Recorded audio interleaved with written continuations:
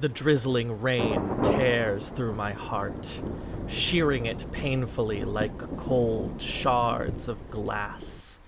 The rain holds memories of the past, each droplet a memory of that manner carved into my very being from the day I was taken from the streets.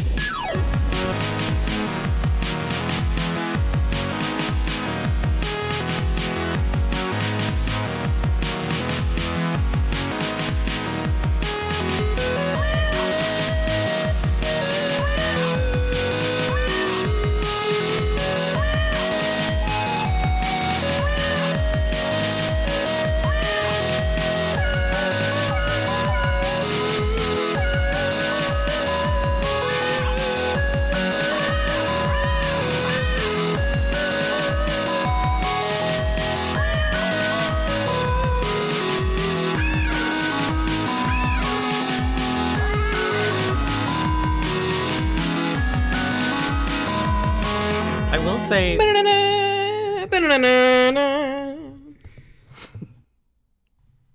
Final Fantasy victory theme? No, Dracula. I see. I will say that the punctuation of the one that I copied did change how I read it. I know. I listened to this happen to you. I noticed this happening as I was saying it, and felt like it was completely out of my control. Well, in case you didn't know, in the Wild Hunt Heathcliff, it's so hard not to say it. In the Wild Hunt Heathcliff identity story, I know that I don't know why you're so propriety core and propriety pilled. We can. I just need to say it normal like once. Okay. In the Wild Hunt Heathcliff story, there's a pre-Canto 6 and a post-Canto 6 version, and in them, the punctuation of the second line is slightly different for no reason. For no reason. I maybe for a reason, but not any reason that I can figure out. No, it just doesn't need to be like that. So that's why there was a pause after Memories of the Past, is because I copied the version to read off of that had the period, and I could feel myself being like, why am I pausing? It was a very strange out of body experience.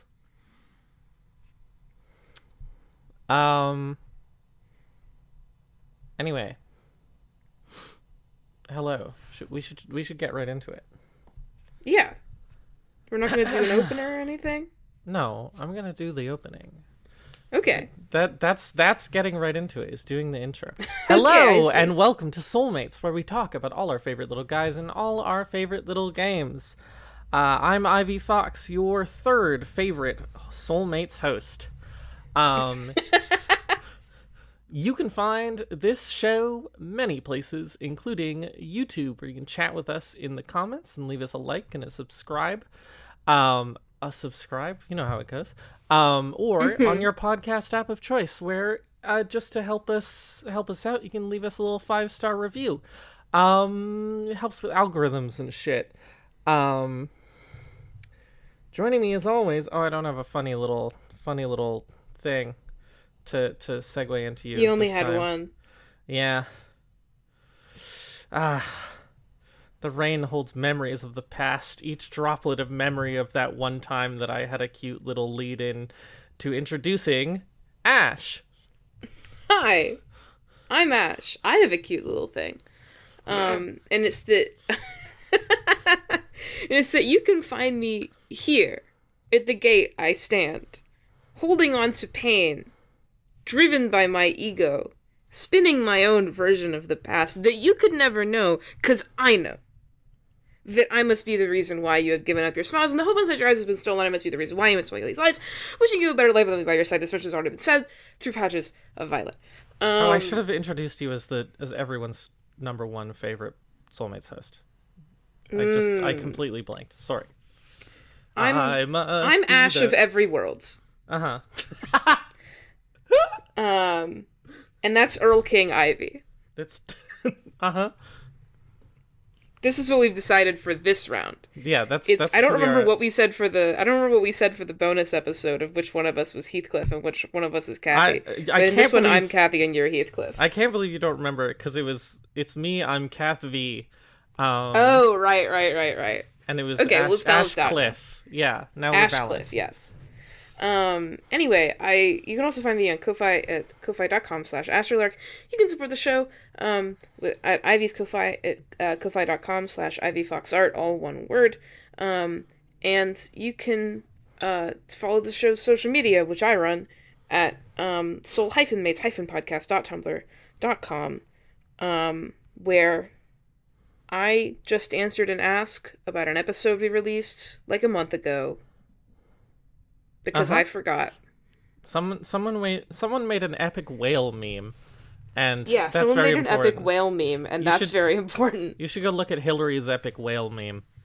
It's really good. It's quite good, actually. Thinking about it.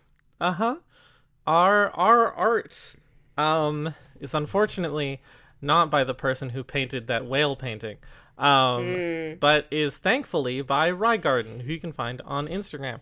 And our music is by not Kate Bush, but Sueños Electrónicos, who you can find on Bandcamp. This season of the podcast, we're talking about the characters from Limbus Company by Project Moon. A blend of turn-based RPG and real-time brawls, featuring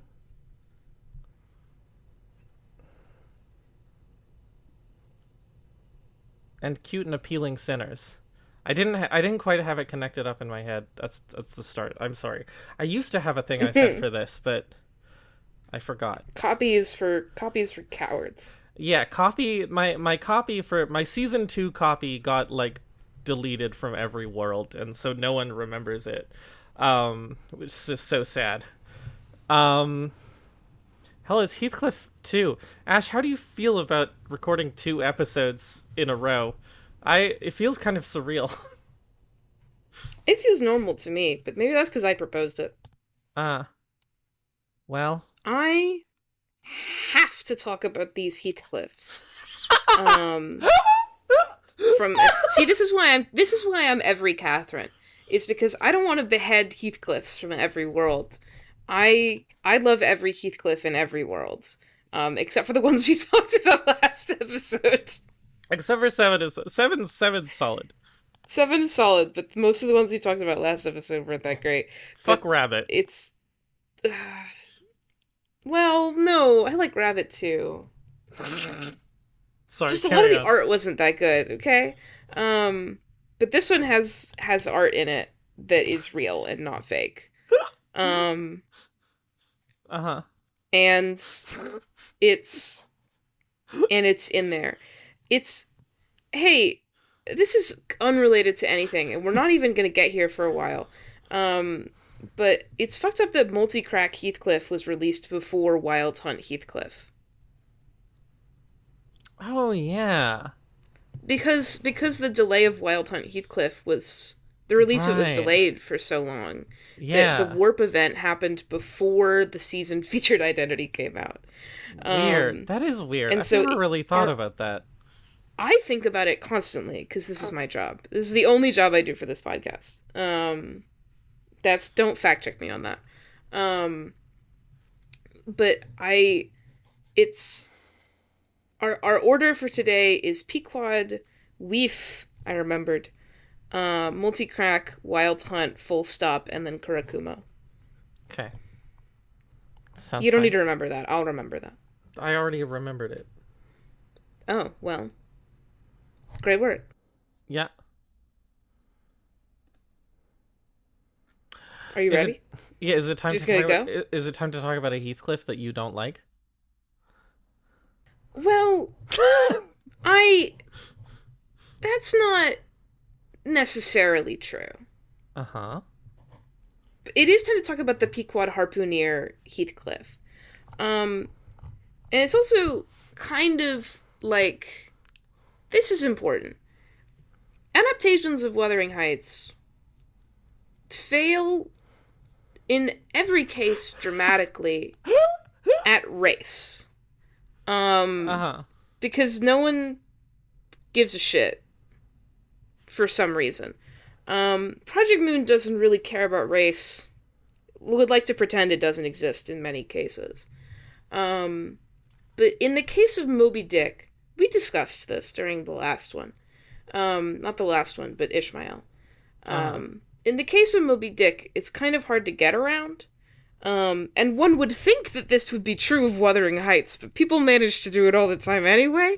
Anyway. Uh-huh. They just made it a class thing strictly instead of a race thing. Uh-huh. But, like, it's kind of hard to get around for Moby Dick because of Queequeg. Uh-huh. And I do think it's lazy to make the brown guy in your cast be the brown guy from Moby Dick. Uh-huh. It's just sort of like... They do a pretty decent job of rationalizing it and making it make sense. And they're going for a whole thing about, you know, Ishmael and Heathcliff to an extent with this. But also, it does just feel like they made Heathcliff Queequeg because it's like, oh my god, race! So like, but the art is good. Uh-huh.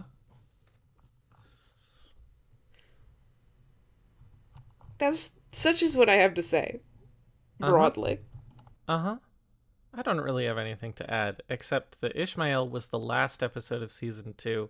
This is episode 6B. Yes. Just wanted to make that clear. Yes. I don't disagree, but I have nothing to add. Welcome back to Jacked Heathcliff. He's so... I mean, in fairness, he's Queequeg. He's Queequeg. He's also wearing a binder. He is, because he's Queequeg. Because he's Queequeg. They forgot... They forgot to gender swap him, so they had to put him in a binder. I also think they're kind of just allergic to the nipple in general. That's their line of propriety. They did a bare-chested Sinclair, but they're allergic to the nipple. Uh-huh. And bare-chested Sinclair, a thing that famously went very well for them. Went so well. So well. So they made him wear a binder. I will say that, like, part of my problem with sort of jacked Heathcliff in many of the things we've looked at is that they kind of don't figure out how to draw muscles that look good until about right now. And so like this jacked Heathcliff looks like he has a real arm with like real muscle groups. Which is nice. It's a little bit this arm is sort of playing to the camera a little bit. That shoulder feels a little bit dislocated, just a little bit. But it's cheating to the camera, which is normal. To me, it's his elbow, which kind of fucks me up, just because it protrudes so much out from the muscle groups of his like tricep. It's kind of fucked. Oh yeah, he does. If you look at it long enough, you're like, man, he's got a knobby ass elbow.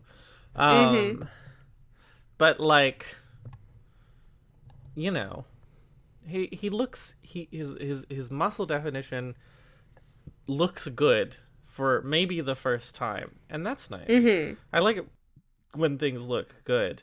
Died 2025, born 2025. Welcome back, wife self-harm scene. Shout out to wife self-help. What? Shout out to wife self-harm scene. Wow. I said 2025 because I was trying to remember when we released Ishmael episode, and it was earlier this year. Yeah, it was. Wife self-harm scene is like This is my new tongue twister for when I'm warming up Wife for self-harm improv. scene. Wife Wife self-harm self-harm scene. Wife Wife self-harm self-harm scene. scene. Wife Wife self-harm self-harm scene. scene. Wife self-harm scene. It's a good thing that we're not trying to get monetized on YouTube. It's the most toxic improv tongue twister that anyone has ever come Doing up this with. to scare people out of my audition. They're like, let me just use some vocal warm-ups, and I look directly at the other people in the room, and I'm like, wife self-harm scene, wife self-harm scene, wife self-harm scene, and they're like, what the fuck is wrong with you? Man, bits that we cannot make the episode title. Add this onto the pile. It's also not about Heathcliff. So Wife self-harm scene. Okay, all right. I'm writing us back. Talking about the art, his eyes are so. I mean, they're blue, but they're so purple in this one. Yeah, they're so like fucking. They're so azure. the color that they are. Yeah. I'm kind of really into it, honestly. Usually, you know, the fact that Heathcliff has purple eyes is like a little bit fucked up, but it's okay. People mostly in our group don't have fucked eye colors. I mean, I guess Don Quixote's eyes are orange, but that's because she's Don Quixote, and Ryoshi's eyes are red, but that's because she's, you know, a blood fiend. A blood fiend. So Heathcliff having purple eyes is kind of weird, but they don't really show it off that much, and so I appreciate that they glint in the lamplight. I like how sweaty he is. It's a lot of things which are just good about this much more detailed drawing of wife self-harm scene than they could get in actual Kanto 5. Yeah, to get back to wife self-harm scene, the important things. I do think that this image is framed kind of weirdly, because he you can tell me if I get this wrong, but he appears to be in a hallway. To me, the definitions of this room is that off to the left is like a hallway of the ship stretching off. Yeah, you're not wrong. And off to the right also. And like maybe he's in a broom closet? Question mark? I don't know what that thing on the right is in the foreground. I don't know. But just like some shit that they put in there. He does sort of appear to be doing this sort of like in a weirdly public space, which feels weird to me. Yeah, in OG, I was actually looking at the OG image just earlier because I was scrolling through all the Ishmael CGs just recreationally. I don't know, I was looking at them. That's fine. But first of all, if you switch between these two images, you appreciate this one a lot more every time you do it. Some shade on the Kanto 5 CGs. They just didn't have a lot of time to make them, and that's fine. But they're also just a little bit stiff and weird and not great composed. But like in the original image, they're like in the bunks. And so this weird hallway space in the back. I was gonna be like, no, I don't think that's true. But I'm not sure anymore. It looks like there's a ladder back there. Maybe. But entirely unclear. They could have just set this in the bunks like it's supposed to be. They have the same little lamp in front of him that they have in the CG. So, I don't know. But the posing of it is much better. The sort of like viscerality of it is much better. Content warning. Graphic description of self-harm cutting for the next 1 minute 45 seconds. Yeah. I really am into it. These cuts really sinking into the muscle are like, ugh. Mm-hmm. I mean, like, really shouldn't be cutting that deep because then he won't be able to throw his fucking harpoon. Like, true. Sorry, I just wasn't sure where that sentence was going. Guys. Moving on. I don't know what to tell you. It's an image of self-harm. We have to be able to talk about it. It's just, you should. I just was surprised by, I mean, really, you shouldn't be, and then how else do you make that sense? Sort of moderated, like, if you're gonna do it. Anyway. Well, it's You just still need like to be able to throw the harpoon. he needs to, and so it You have like a job. you know the fact that you can see the depth to which the knife is sinking into his flesh, Mm-hmm. and like Yeah, the muscle like of comes up around it. other cuts where it's that deep is like, ugh, it's kind of a lot. Might have to put a But content warning on the episode in the episode description for just this section when we're talking in detail about oh this. yeah, right. Honestly, yeah. So, Um, editing Ivy, remember to note these timestamps. editing Um, Ivy, take note.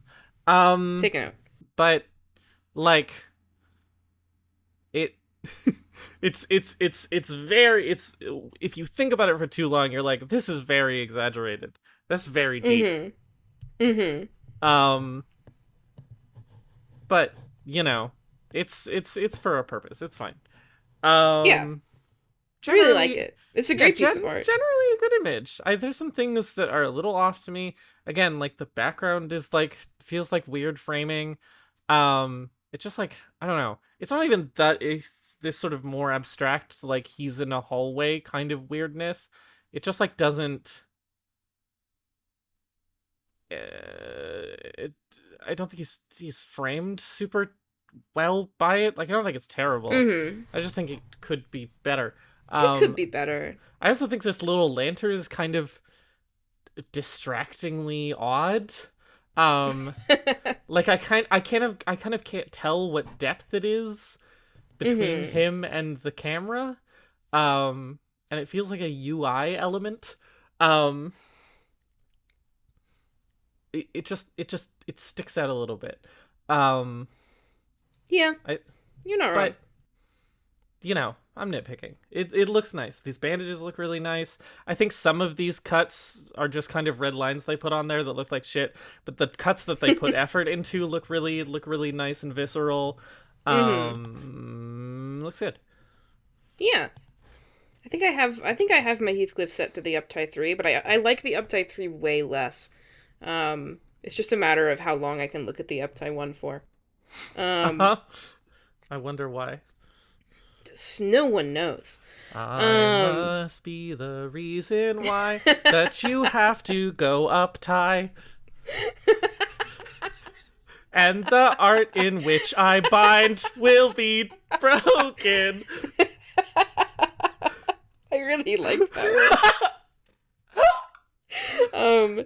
Anyway, in his uptie image, his face looks bad. I think that this one kind of looks like a little bit bad in general. It does. It's really just like they made his body. They do foreshortening in this one. One of his arms is going forward and the other one is going back. And the arm that's going back looks all right. It's like a little bit too thin and too long, but it's fine. But the arm that's going forward with the harpoon in it looks like shit. His face looks like shit. Uh-huh. This background, pretty nice, but the like difference between the burning fire light that's hitting him and the blue light that's like he's backlit with wouldn't be a problem. It would in fact be very cool. I really like all of these individual bits of red and blue lighting that are on his body. It's just that Uh-huh. the intense lightning effects in the background make it really busy. Uh-huh. This one also looks bad in motion. Uh-huh. Oh yeah, I've seen it. He does look like he's stage lit. Yeah, but like I do really like if you look at just these pieces of rope, like the bright red parts of these pieces of rope and the bright blue parts of these pieces of Yeah. rope. It's like the lighting is really nice. It's just super it's on a model that I am upset by and also the background is doing too much. Uh-huh. I think it's part of the problem I think is a lack of contrast in the sense that the background is super busy, but also Mhm. just like Heathcliff's design here is super busy. One of the problems with the fucking tattoos is that like every inch of him is busy. You And don't they, have any, like, straight, flat planes that you can yeah, they direct your didn't, attention you know, and to. because they have to make him look grimy as fuck because it's Project Moon. Like this vest is Is busy covered or in blood. It's is also got a bunch busy. of it's also got pockets on it, you know. Uh-huh. And like the rope is busy even though it's cool. And the rope is like dragging your eyes all over the place and then you go to the background and you're like, "Ah, it's lines. Look at the lines." Ah, it's lines. This image has like negative composition. I'm looking at I actual Queequeg sprites, which also look this amount of busy. Um, and also, I still don't understand what's going on with her arm after so long. Is her harpoon part of her arm? It's entirely unclear to me. uh-huh. I've just got nothing. I just don't know. Uh-huh. But, like, yeah. It's just like it's everything is busy and that means that the image has no like contrast basically anywhere. There's this contrast Mm-hmm. between like red and blue, but even those sort of blend together and he sort of only his pants stick out. Um Mm-hmm. and so I, it's just like, like not it's just not I super really, fun to look at for me. you know, I like normal. I'm looking at unpolitified Queequeg because politified Queequeg is unlookatable. Um, it's sorry, girl. It's like I can stand it in the context of the story, but if you're trying to get a look at Queequeg, it's like, why are you covered in film? Um, anyway, it's because she's covered in film. Next question. Um, Uh-huh. I like looking at normal Queequeg sprites, partially because I think that Big Woman hot, Uh-huh. but also like because she doesn't have this super dramatic lighting going on, she does have basic planes of her body that you can make out. She's got skin tone, hair tone, rope tone, vest tone, pants tone, a harpoon, and it's like I understand what I'm looking at, even if it all has 10 billion textures on it. Also, her Uh-huh. gold hair bands and regular bands. Whereas Heathcliff here is like, I'm in the soup. And also, I just don't like looking at his face. I can't identify what it is I don't like about his face. I think it's his mouth.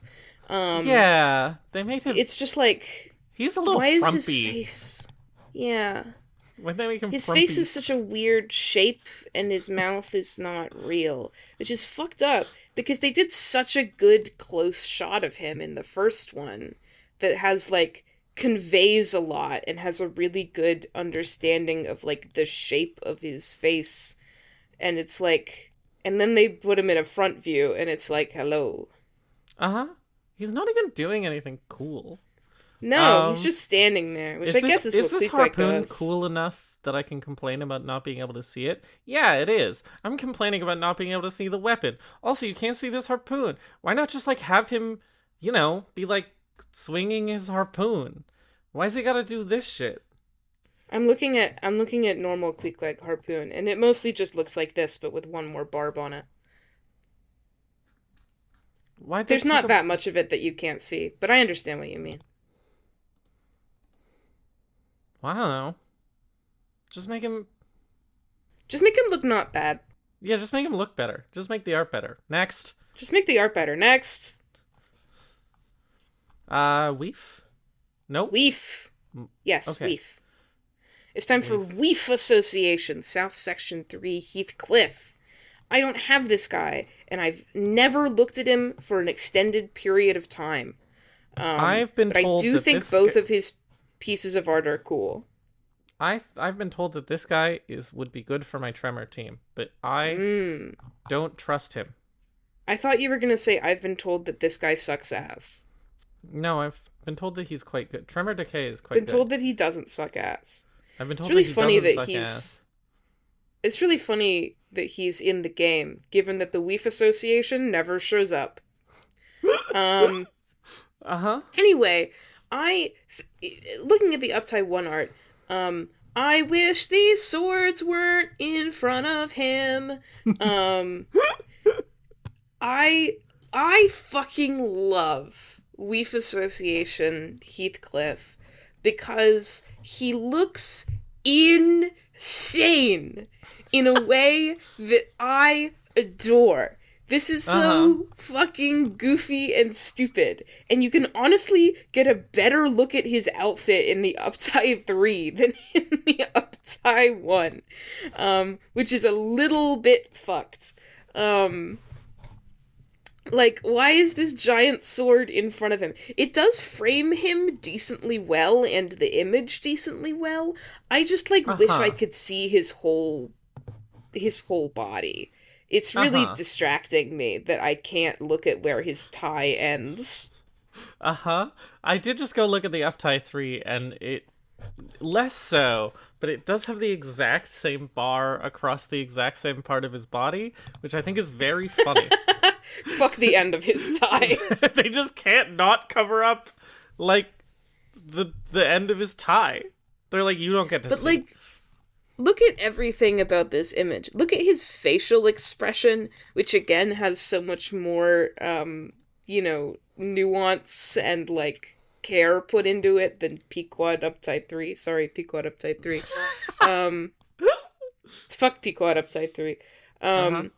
But just, like, mostly appreciate how fucking stupid the Weef Association looks. They didn't have to make them look like that. Why? I think it's because they're Swiss. Maybe it's because they're Swiss. Wait, you're right. The attire for this association is based on the uniform of the Papal Swiss Guard. Holy shit. I mean, this is also just what Swiss people look like in general. Look Sorry, how the Swiss. pinstriped it is. Yeah. Partially pinstriped cloak. Well, he's got an outer cloak that protects his pinstriped cloak. From damage. And then he has, oh my god, what the fuck is going on here, actually? This is some Arknights shit. He has, like, an outer top cloak, then he has an inner pinstriped cloak, then within that, he has, like, a jacket or another cloak? No, he has a vest? He has, like, an open vest, and then he has a closed vest. See, this is why I want to be able to see his shit. No, he has a jacket with lapels, and then a waistcoat. Okay. He has a third brown item underneath the two brown cloaks. And that's what has these buttons on it that are held together. He does have and then he's got this dull purple vest. Wait, hang on a second. Stay with me here. I'm staying. You see his little, like, fucking priest collar? The collar that's tight around his neck? Yeah. Where does that come from? What garment is Surely that attached to? attaches to the outer cloak, right? Maybe he's just wearing a choker for fun. But and then look at the sort of, like, big collar just outside of that. That's coming out of his collared shirt. So is that attached to... What? It is, very clearly. Oh my god, it is. It's coming out of his collared shirt. So is that attached to something... is that attached to something that is under his collared shirt? Maybe the choker is part of the separate collar. I'm trying to see... but hang on. If you zoom... You have to switch between his views in order to get a real understanding of what's going on here. No, we're just critiquing number one. Yeah. Zoom in on this man. I'm zooming. You can see, like, 3 to 8 pixels of skin. Yeah, you can. Between the collar and the top of... between the choker and the top of the shirt. So the choker is just a choker, ? And then so the collar is something else? So he's got a choker for fun. A detached collar. A detached collar that comes from inside your shirt. Two cloaks that could be one garment in fairness to them, but are 2 layers. A jacket which is definitely separate, a waistcoat that is definitely separate, and then a collared shirt. Yes. This is 5 to 6 3, things. 4, 5, 6, 7 things. This is 6 to 7 things. It's 6 to 7 things. Also, he's got a big stupid hat with a bow. Yes, he does! My favorite. He's got his stupid fucking, like, boater that it has to be tilted to the side for his dignity. And his jauntiness. Anyway, I do think that this is like... This image tells like a clear story. There's these guys, they're making a deal. He's watching them. He's arbitrating. He's from the Weef Association. This isn't taking place in the manor because that they don't show up there. They're not real. They're not real. I keep thinking this and trying to find a place to put it, but I can't. So I'm just gonna say it to get it out of my head, which is male Weef. Male Weef. Holy fuck! You know, the swords. You just changed my life. He's kind of a male Weef. He is. Both, like, intrinsically as a person and in this image. The swords are like their arbitration swords. Like, it's telling a really nice... You just moved on so much faster than I was ready to. Well, again, I don't have anything more to say, I'm just processing. You know, it's like a well-framed image. But I do even though I get it, even though I understand, I do kind of think that these swords suck ass. Yeah. Like, I just don't...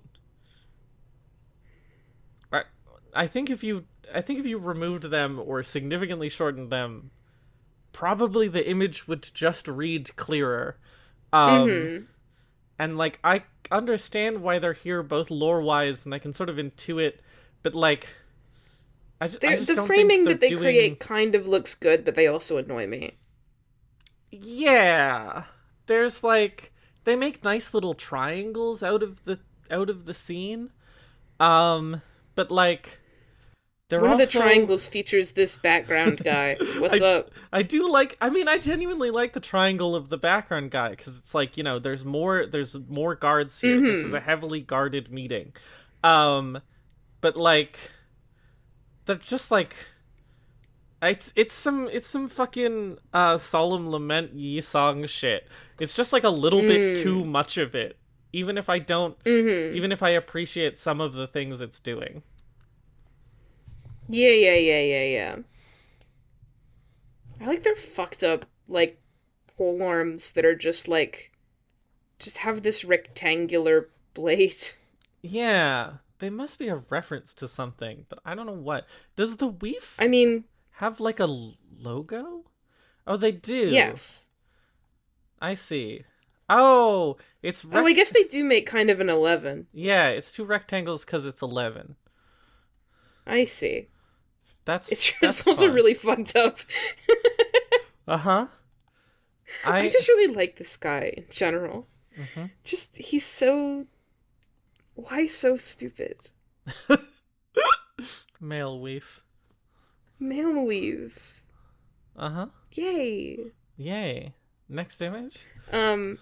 His uptie 3.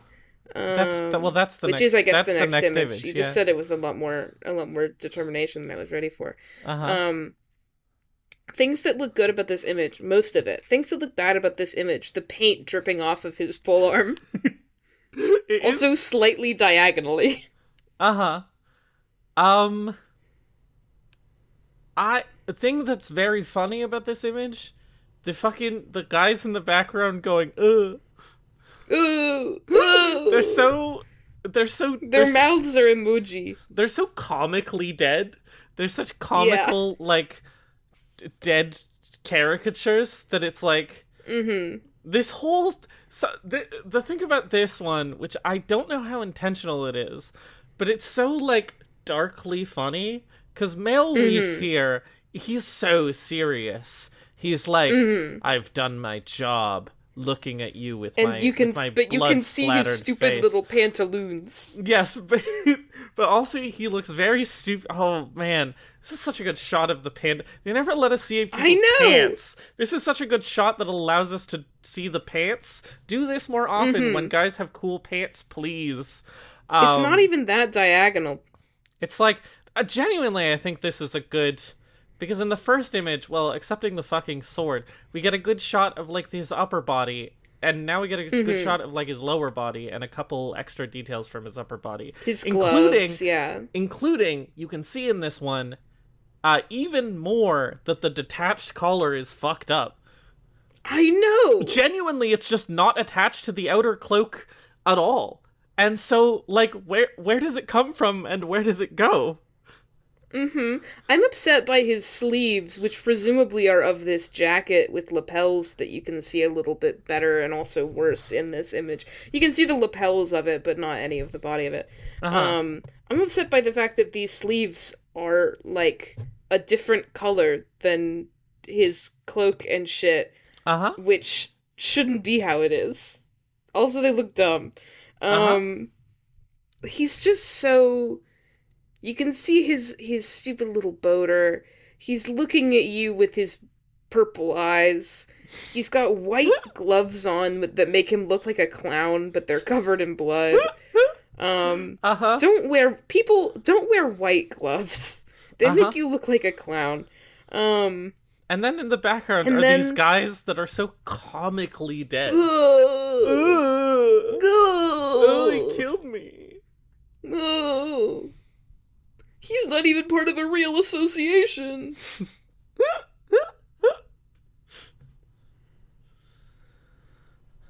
I don't know how much else I have to say about this image. I'm very fond of this image. I've never really looked at this image before, but I'm actually quite fond of it. I looked at these a bit before we started recording, and I was like, oh my god. I've never thought about it, but this rules. It does. I like how I like how you can, like, see the, like, shape of his axe blade. Even though this shape... Yeah, it's a big wedge. Makes no sense and is bad. This would make a terrible weapon for many reasons. However, I'm glad that it just has dimensionality. I just like when weapons have dimensionality. These are such, like, there's such a fun, clean story between these two images. Contract negotiation went bad. Yeah, I like that, like, the two images, like, there's a clear escalation, which is good for an up-tie, but also the two images, like, as a pair, each one serves you a different part of the outfit and of the weapon, and it's like, this is just, like, a solid set. I don't know why this image also benefits... You go. You finish. Oh, I was just gonna say, I don't know why they gave just really good pieces of art to Weef Heathcliff, but I'm glad. I guess it's because they knew they weren't gonna release the cool Heathcliff until after 2 intervalos later. And so they gave us a really good Heathcliff in to tide us over. Weefcliff. Male Weef. This image really benefits from not being an active battle scene, because there's not effects all over the screen, because he's not swinging his weapon. He's done that. He done it. Yeah.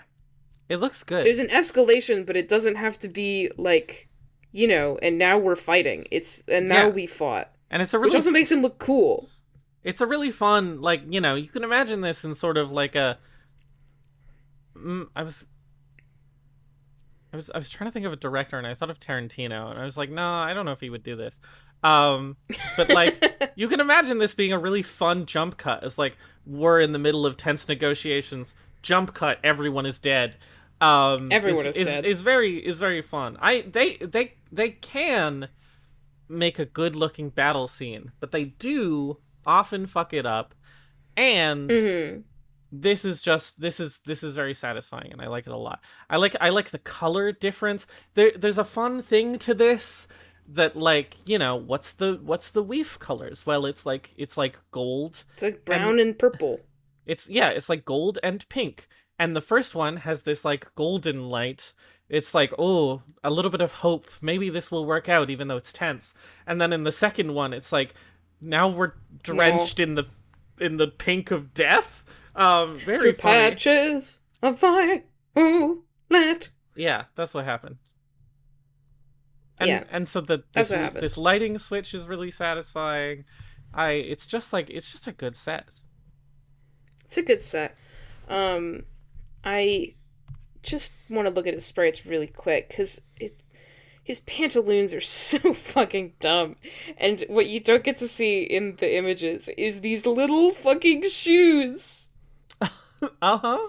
These little shoes with the white socks and the little Oh buckles. my Are you god. kidding me? Yeah, they're little fucking oh my god, what are those called?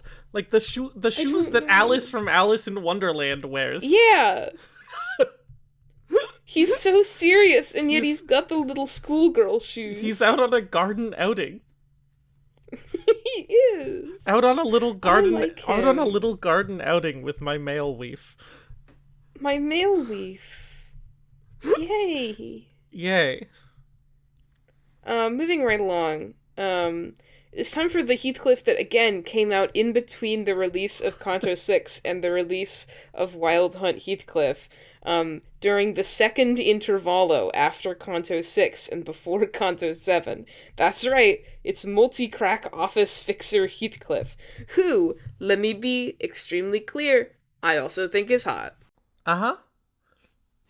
Particularly in his first image. I don't really give a fuck about his second image.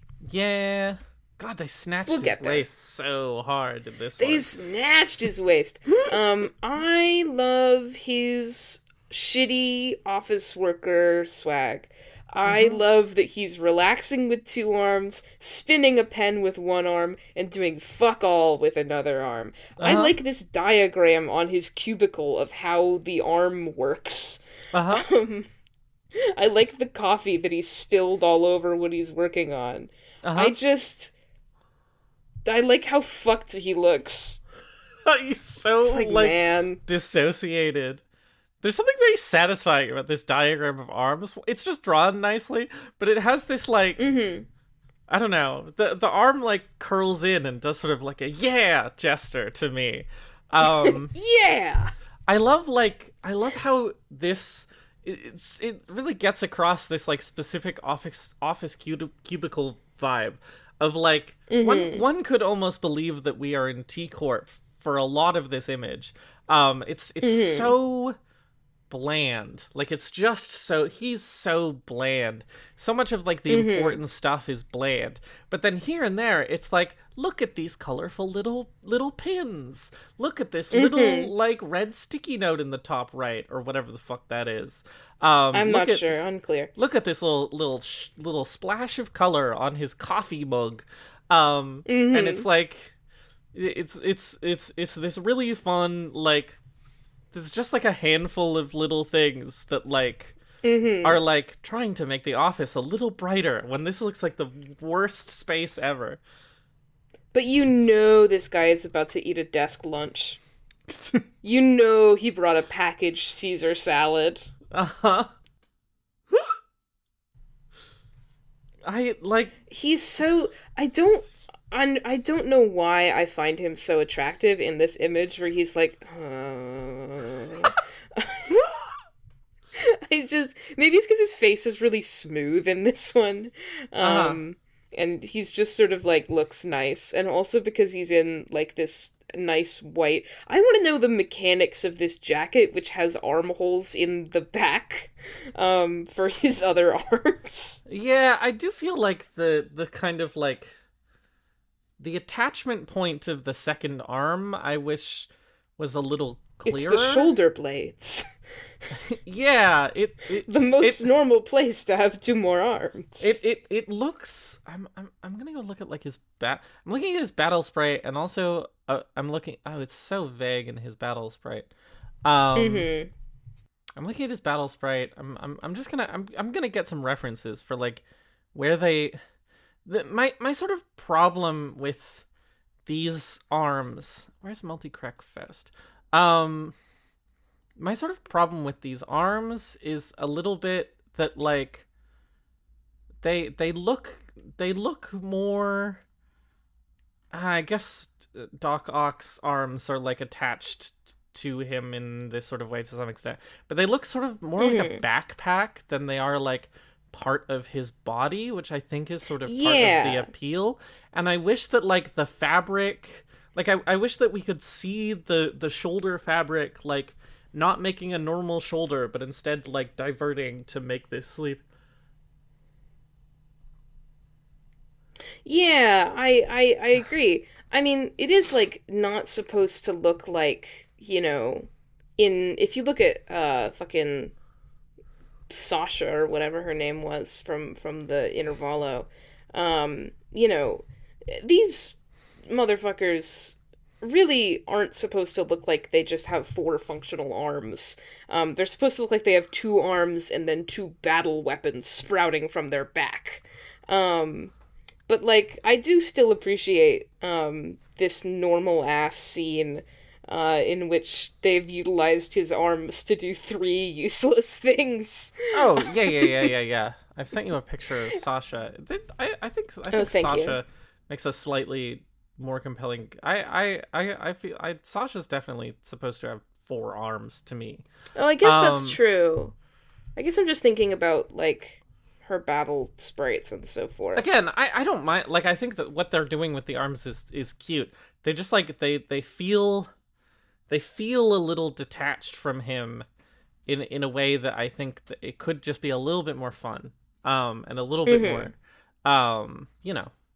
Um I'm distracted now by like the scaling level of polish on Limbus Company images, which I think about sometimes, where it's like the CGs have about the same or less polish than talk sprites. The talk sprites have less polish than ID and ego art, but like older ID and ego art is about on par with CGs. uh-huh. Or mostly this is ego art, but some IDs. Anyway, I'm just thinking about how much better the arms look in this image than on the sprite that you just sent me of Sasha. Uh-huh. It's just a larger image with more room for detail. Anyway, this isn't Uh-huh. important, I'm just thinking about it. Yeah. His I calendar is so fucking full. well, I like he's how it got only has one line on the weekend. he's got twice as many arms. He's got to do twice as many jobs. That's how it works. Like, relaxing, stimming, and nothing. Uh-huh. Anyway, I can't articulate why this image is sexy to me. There's an But ant on my like, desk. in real life, Yeah. This isn't important. Um that anyway, yeah. thing has six arms. Think of how bad it could slack off if it Holy wanted to. shit. I could spin so many fucking pens. Hey, Could ant, get fit on so it. many pence. Anyway, the Upside 3 looks not as good, but it's not a terrible image. No, it's fun. It's just I, not bet- as it's not as interesting to me. I feel like I've never Um, noticed this like arm sort of comically reaching like through the Me when I screen to get you. yeah, it's got kind of Looney Tunes to it. This The foreshortening bottom is arm so that's like about aggressive. to grab me is Looney Tunes. The top arm that's about to grab me looks like it's gonna give me a pat on the head. Uh-huh. You're a good boy. Good boy. The good boy arm. Mm-hmm. Um The good boy arm. the good And boy then the arm. murder arm, and there's a fourth arm somewhere in there, but we couldn't fit it in. Uh-huh. Yeah, I think that this looks fine. I think he's got sort of a nice expression to his face. It's like fairly bland, but there's a little bit of Mm-hmm. that. There's a little bit of that sort of office boredom just kind of tracking across. Where he looks Mm-hmm. like he's about to roll his eyes. Like ugh. Yeah. Another day at His the his office. identity story is in the same vein where he's like, "Oh, time to do the fun part of my job." I don't really care. Uh-huh. I'm gonna have to go back to the office after this. Seven Association, I'm still doing paperwork. Uh-huh. Um, This image is fine. I have like nothing to say about it. yeah, me too. I'm like, how much can I complain about the weapon? No, it's fine. They show you the cool part of the No, weapon. it's extremely visible. It's a little bit blurry, which I don't think they needed to do. Par for the Like, course. here's my complaining just to have something to talk about. But Mhm. I feel like if they made the weapon less blurry, then it would get a sort of like a sense of like him pausing before he stabs you again, which I think is Mhm. more compelling than this Then weapon just kind actively of being stabbing you. like it. Well, the thing is, it doesn't really even really have direction. I can't tell if it's he's pulling it out or he's stabbing it into me again. It's clearly stabbed me once, but Mhm. like it doesn't have a terribly strong sense of direction in the first place to me, and so it's just kind of blurry, like a little bit for no reason, just because it's like an action scene, and so something has to be blurry. And Something has to be blurry. I don't think it has to be blurry. That's my complaint. Bold. I know. Things not being blurry in this game? Uh-huh. I just don't think it needs to be blurry. I think it would look better if it was sharp and we were like holding this cool pose. Instead we're like vaguely in Wow. motion. And that looks bad. I also kind of wish you got a better look at this, jacket that goes over his outfit in his uptie one. You can see it decently in the battle sprites, and it's not like massively interesting.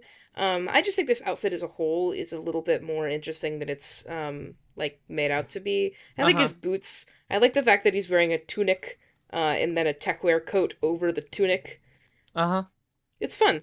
It's fun. And again, I'm I just could draw like him and then have fun with him. I don't know.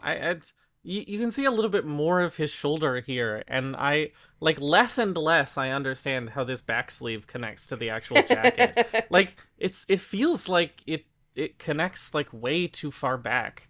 I don't know. It's You would it's have to it's. sleep on your stomach. Oh God. Oh God. Say it ain't so. It would be so hard to find a comfortable position for your other arms. You'd have to detach them, but like I can't imagine sleeping on Man. the ports would be comfortable either. Uh huh. You like you gotta have like every single person who works at this office has to have like a king sized bed so that like Yeah.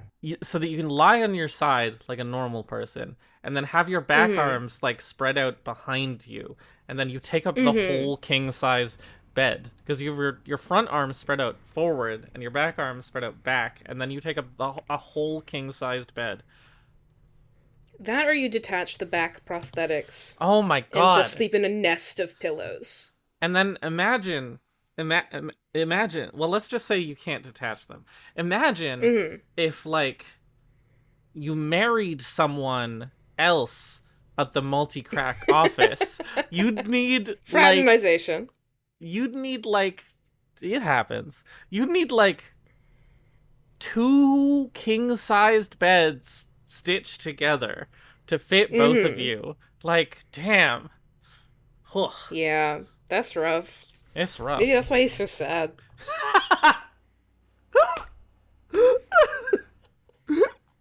He didn't get very good sleep last night. Uh-huh. He does look tired. That's not actually in his uptight story. He's like, I have nothing to do, Uh-huh. and I am bored. I want to say, it's fucked Mhm. up that he's drinking coffee out of a transparent cup. That's true. No one does that. Whether that cup it's too dark to be chocolate milk, and whether that cup is plastic or glass, it's like that's the wrong cup to drink coffee out of. Our cultural standards are fucked and weird. Why do we only drink coffee out of non-transparent containers? I just, you know. I don't know. It's true. You're not wrong. It's It's just just like, the why wrong do we kind think of that? cup to drink coffee out of. I don't know what to tell you. Anyway, Anyway. moving on to the main event. Whoa, here he is. What kindled this flame of wrath that burns within me? No, it doesn't matter why it burns. What matters is that I am the ripping and tearing tempest that will bring about their ruin, etc. Yeah, it's like that. Wild cunt Heathcliff. Wild cunt Heathcliff! Not to be confused with Earl King Heathcliff. Who is not to be confused with Wild cunt Heathcliff? You know you fight Earl King Heathcliff a solid, like, 4 times in Kanto 6. I think about this sometimes, and I think it's really fucked up. Uh-huh.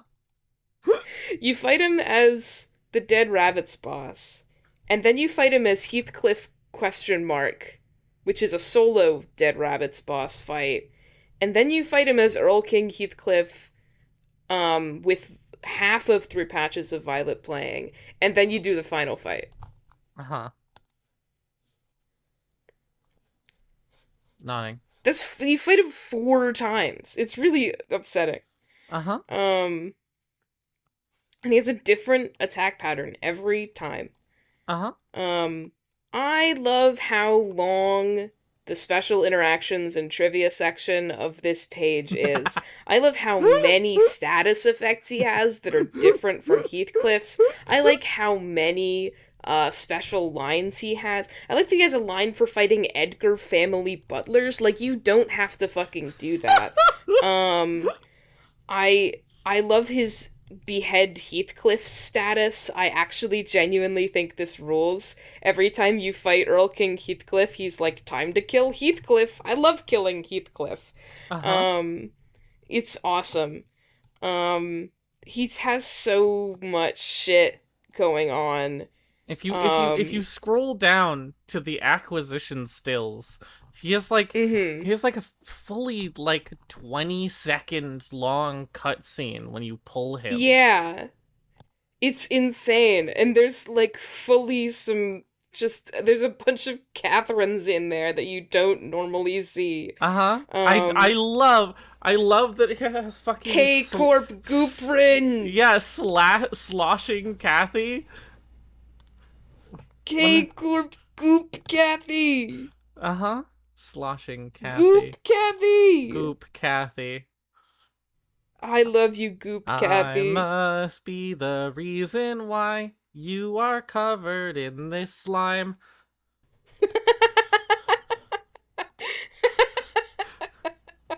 I like it. Thanks. Oh, I really do. I guess the implication is that Goop Cathy is from the same world as Sunshower Heathcliff? Question mark? Oh, maybe. It's a good question. Otherwise, I mean, there's a why whole would she list be of Goop Cathy? There's a whole list on Heathcliff's main page of just his like his mirror, every Catherine / Earl King Heathcliff mirror worlds in the cutscene. And I believe no, that one's not there. He doesn't have a Sunshower one there. Unclear. Anyway, Maybe, who knows? It's wild. It's what? Go. I don't remember what I was gonna say. I was gonna undetour us, but if you have another detour, you can detour. No. Okay. I don't think so. It's Wild Cunt Heathcliff. It's Wild Cunt Heathcliff! I started saying this even before this guy came out, and there was just Linton Gregor, and his skill 3 is Nightmare Cunt. I bet he does have Nightmare Cunt. No comment. Do you have to censor that on the podcast? Maybe. No, no. I don't think so. Anyway, anyway. I actually moving right along. I'm actually not all that compelled by these images as Uh-huh. much as I do appreciate how much work went into Wild Cunt Heathcliff. Uh-huh. Um, I honestly, my favorite thing about these images is the stuff that isn't him. Uh-huh. There's not a lot of it in this first one, although I do like the mirror shard effect for the Uh-huh. fact that he's, killing every Heathcliff. But the thing I like about this image is the little bit of Dullahan that we get to see, and you can tell that it's Dullahan because of the severed head right in the top right Oh, of I the was like, image. what is that bit of red? Red. Yeah, that's Oh, Dullahan's head, and you can see Dullahan's body. You can't fun. see it great, but I do like the textures. I d- And I like that he's standing beside his steed. uh-huh. I do like his outfit. Like I think it's nicely drawn. There's something about this like Mm-hmm. this fluffy scarf that is wet in the rain is such an unappealing feeling texture. That like Mm-hmm. I kind of Yeah, because appreciate he's a it. he's a wet dog. I yeah, he's got a scarf. It He's got a sucks. scarf like a dog. He does have like a high collar under it, which is sort of funny. I genuinely Uh-huh. tiny detail. I like they make no sense. There's some real sort of anime bullshit, but like these jacket arms that are like strips of fabric that are loosely sewn Stitched together together. for Yeah. they're like that for no reason, but it's a kind of a cool effect that looks cool. But they're Mm-hmm. like that for no reason except to look cool in a really weird way, and I kind of appreciate that. Um, Mm-hmm. you would never have to. I don't know. I can't justify it at all, but I am like it's kind of a striking effect. I I must be the reason why you have sewn your sleeves with twine. mm, I thought really hard about that one before I did it. uh-huh. I I wanted it to be good. I appreciate it.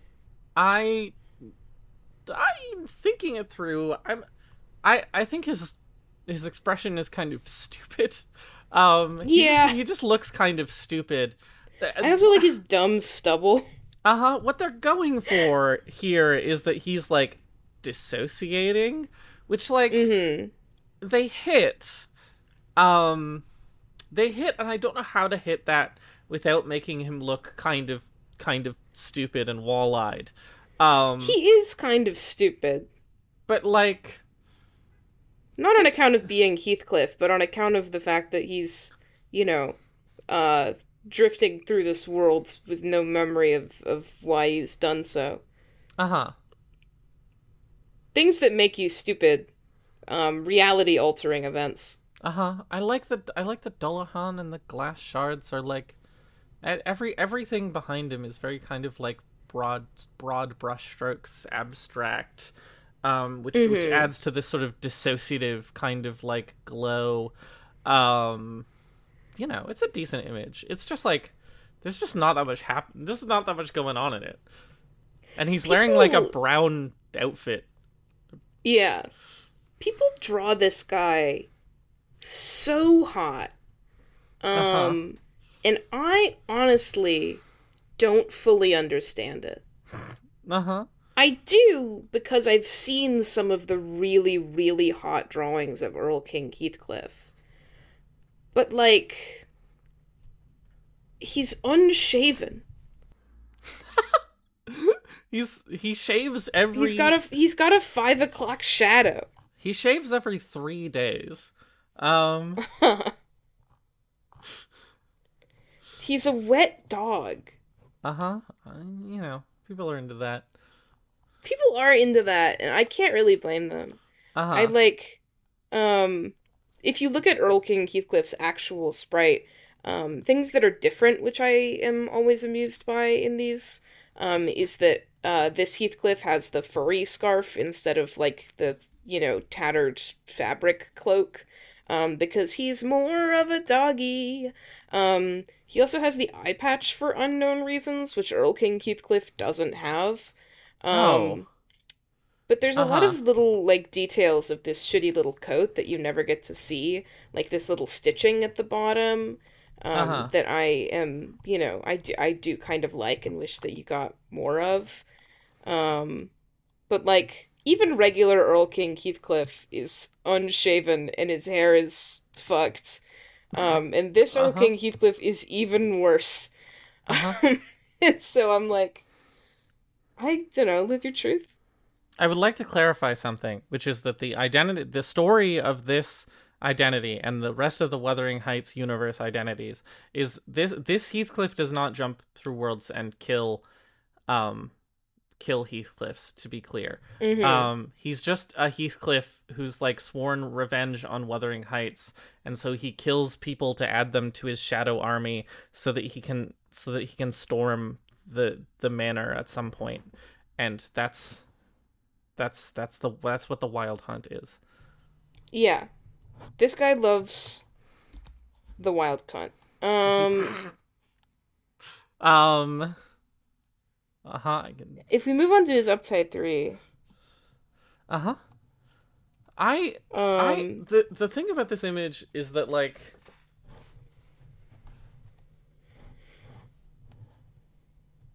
uh, it's okay. Sorry, I was really far away from the mic there because I was leaning back in my chair to try and look at it as an overall composition. I find it very difficult to look at as an overall composition. It's not that it yeah, like doesn't have it's just like really busy. And it like has some weird like focus lines in it like I like this light coming down that like points you in the direction of like we're going that way, but the sword sort of points backwards to nothing, and like it's hard to take in as a whole image. But a lot of the individual details, like every single individual object I quite like in this image. um yeah. I like My his favorite thing about cool. this image is the shadow guys. I think that the shadow guys look great.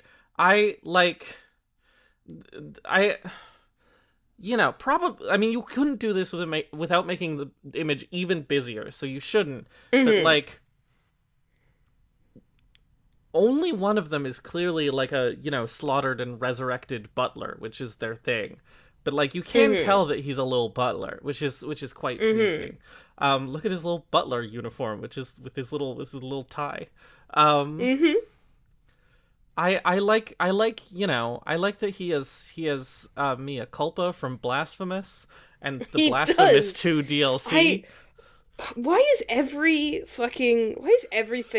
from everything on some blood fiend shit? I don't understand. Why does Uh-huh. he also have a weapon that's covered in hardened blood? What is with this? Why does Stranger of Paradise Final Fantasy Origin on some blood fiend shit? Why is Uh-huh. Wild Cunt Heathcliff on some blood fiend shit? Why is everyone maybe we've made the blood fiend's aesthetic too broad? Uh-huh. Um Which one would I think would be hard to do, given their aesthetic is very specifically red crystallized blood. I like the details that you can see of his outfit. I like that you can see more of these cool weird sleeves. You can even see like a little bit of the belt on his jacket. Although it'd be Mm-hmm. nice to see a bit more of the jacket. I don't know how to do that without making the image worse. Um his scarf trailing behind him next to the sword is pleasing. I like his fucking Iron Maiden. Um Yeah, I love I his coffin that has like an imprint of a head in it. uh-huh. It's just like, Fucked. yeah. And I like the way the chains like wrap around him without being too distracting. Like it's very clear how he's holding this. Like, it's supported by Mm-hmm. his shoulders and he's holding it in place from the back. I like this swirl of Dullahan severed neck. You never really get to look at Dullahan in the art, but that's okay. Yeah. He's very You get to look big. at it a lot in game. Maybe too much. Uh-huh. You can't Horse. see fucking anything except for the horse. Get on the fucking horse. Get on the horse, Heathcliff. Heathcliff, get on the horse. Get on the Let horse me and do into one of your your horse. three your 3 separate recorded maniacal laughs that you can do when I click on you. Um, God, he's so extra. I shout out to Heathcliff's voice actor for being an understated king. Um, Yeah, he genuinely. doesn't do like as, intense and emotional, like obviously impressive work as like Ishmael's or Don Quixote's voice actors do. Um, but the tenacity of voicing 2 different characters in the same canto who are both major characters and making them sound very distinctly different and also recording 3 takes of maniacal laughter Uh-huh. for this identity is great. Uh-huh. Um, anyway, I like my problem with this image really. I like that you can see that his eye patch has also got a little furry thing around it. Why are you doggy? Um, my problem with this image is also just that he's kind of boring. Like he Yes. doesn't have an expression going on. Uh-huh. He just sort of seems to be like, yeah, time to go do the thing. But he's dissociating, whatever. But like, I don't know, man. I feel like there's a lot that you can access here in Uh-huh. terms of emotion, and they chose to not do that, which I don't think is the decision that I would have made. But you do you? Yeah. He could at least like, I mean, he's sort of on the most technical level. He has a different expression from the first one, and I mean His mouth is the closed. glowing eye gives him a little bit of personality, but like Mm-hmm. not in composition necessarily, but just like this image feels like an inventory screen. It's like here's all the cool objects that he has. He has this cool sword. He has this cool. I keep wanting to say lead maiden, which is not what it's called. That's from No? that's from Enter the Gungeon. Um, Oh. he's got this cool Iron Maiden. He's got these cool Shadow Butler guys. He's got this cool dog horse. Look at his cool objects. Um, and like Yay, my objects. I don't hate this because I love when you can see the objects and they look nice. He's got props as hell. Yeah, but he isn't real, and I get it. He's riding away from the light into the darkness to do the nightmare cunt. Mm. But like fucking Sorry. but also like nothing is happening. Mm-hmm. I know I just complained in the last thing in multi-crack that too much was happening, but now not enough is happening. There's a balance. There's a balance. He's just not doing anything. He's sitting on a Yeah. horse. Get on the horse. They really hyped up how cool this guy is, and he does a lot of shit in battle as an identity, but they just didn't make his art like the most appealing in the world. And this makes me personally sad. As a person who cares more about the splash art than the sprites about 70% of the time. Yeah, I mean, Um, I care a lot about the sprites, and I think the the sprites sprites are are great. I love the largely spriting in this yeah. game. I think the The splash art is what Wild you look Hunt at on this Heathcliff, podcast. yeah, I think are largely fine. I think the sprites could be a little bit cooler, but they're fine. Um, or a little bit more. I don't know. They're good. Dog is so big. Oh my god. Um, Dog is so big. when he gets on the horse, it's so big. Anyway, but yes, I it's just like it was really kind of a shame because like as we'll get to later, um I this I understand that it's like T Corp or whatever. I mean, not that this image doesn't have color, but like this image these images are so like dull and brown and like flat emotionally. And then the other Mm-hmm. special Heathcliff thing from the Heathcliff season, which is Bynes Heathcliff, is also that. Mm-hmm. And so it's like, oh, I guess we only get to look at him holding cool objects boringly, which is Holding fine. cool objects boringly is my new parody Twitter account. Uh-huh. Sounds like a genuine. It sounds like a pretty good. Sounds like a pretty good social media account, honestly. That's what I'm saying. Uh huh. No, this is you've got it. I've This always got it. identity has 11 unique status effects. See, I they know. really did it for him like in game, but They really did like so much. it's just like he's just he has. I like his objects.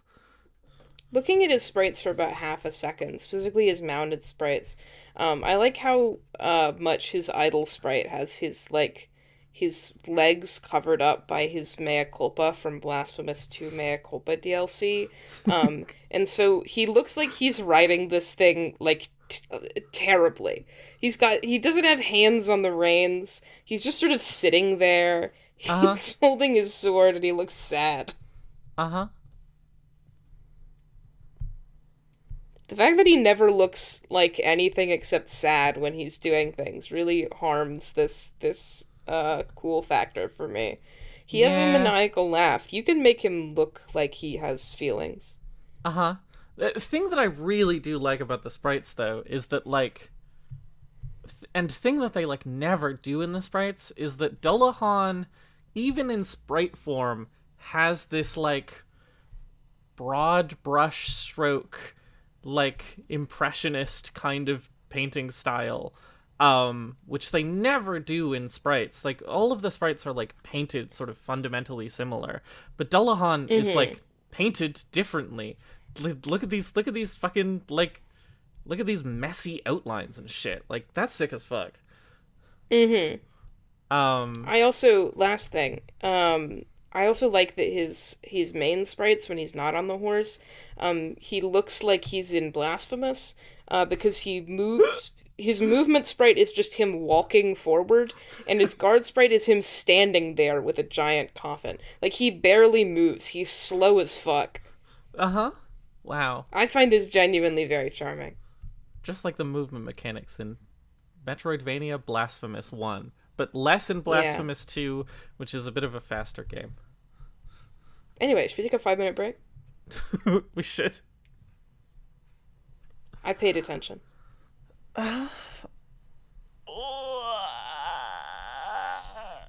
Oh, big stretch. Wah. 잘 됐군. 시계라. 곧 약속 시간이 올 테니 거기에 참고하기 딱 좋겠어.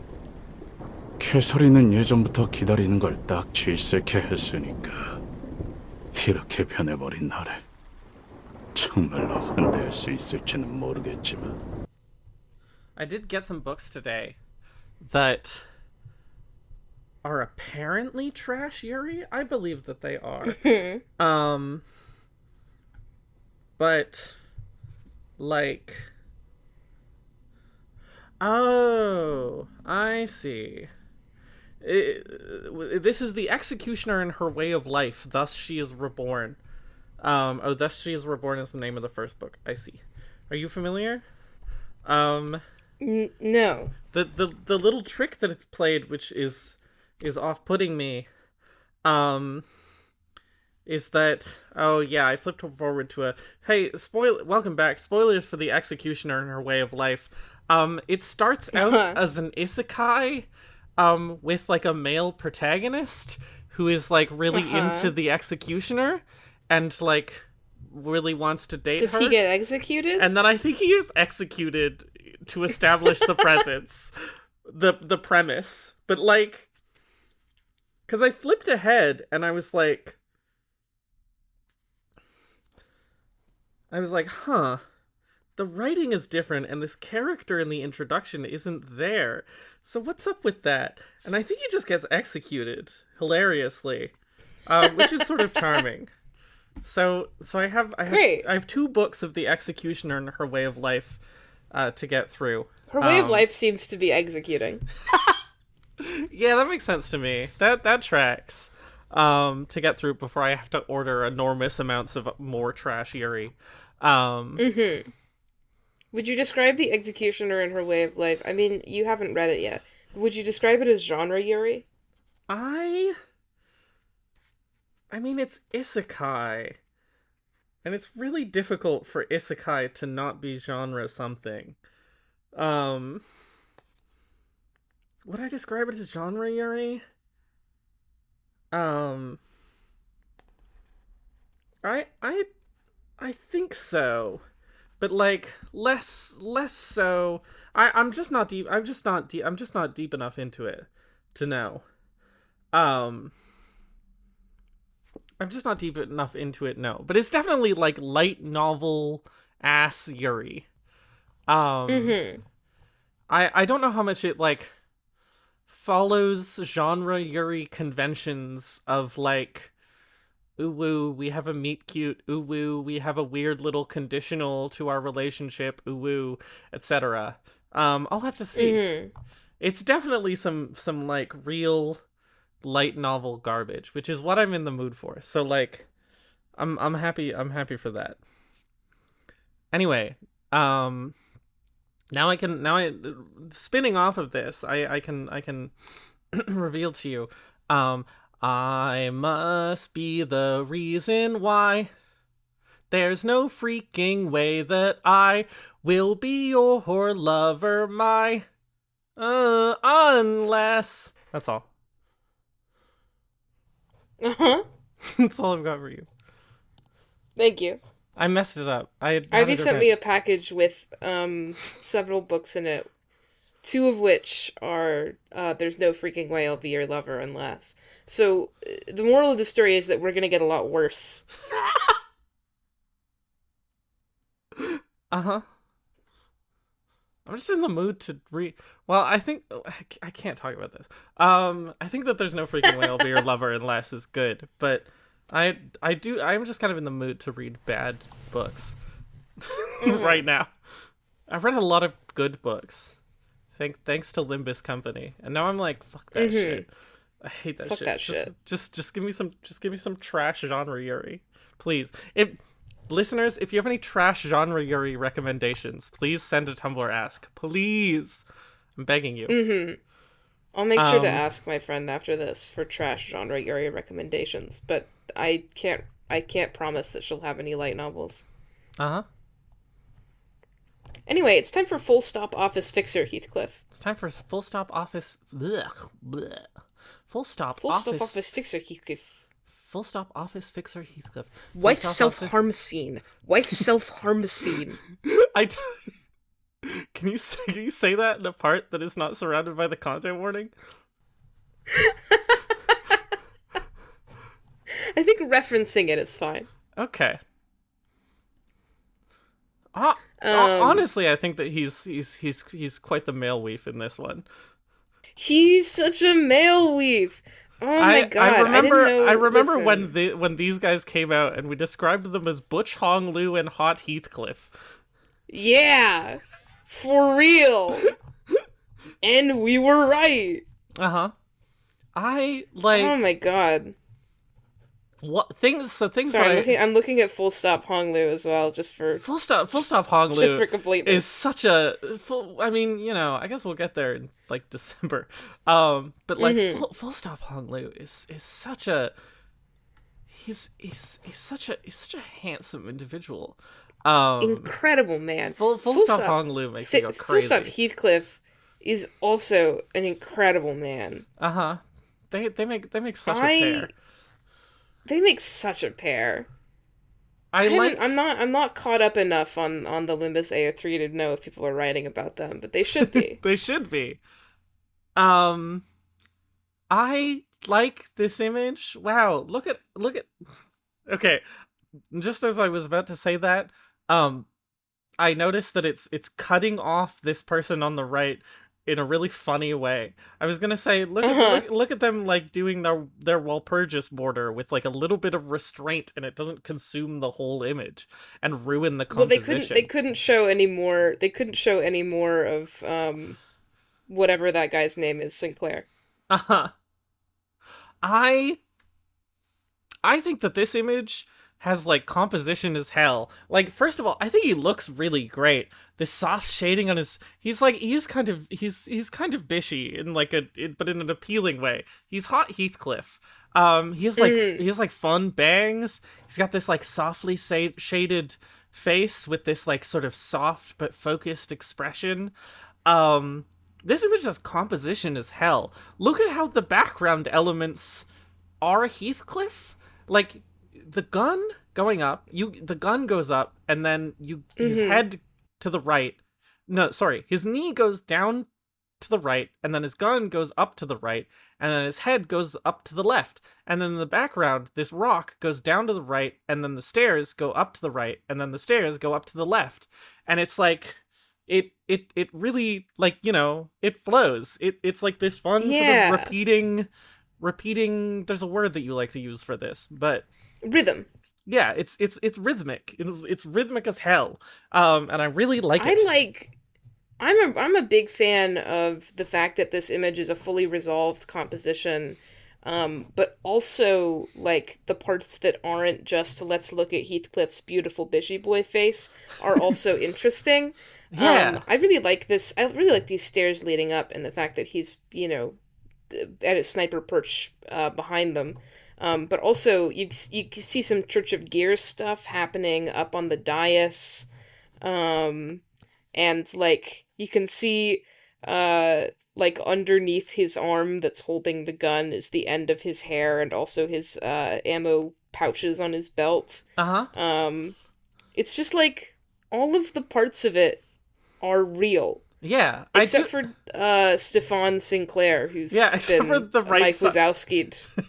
I will say that, like, this image is just the resolution of this image is just 4:3 instead of widescreen. Mm-hmm. Like, that whole right Yeah. side of the screen just doesn't need to be there. This is just a 4:3 image. Yeah. But I like it so much that I'm not terribly bothered by it. It adds a little bit of extra, like, there's other stuff going on.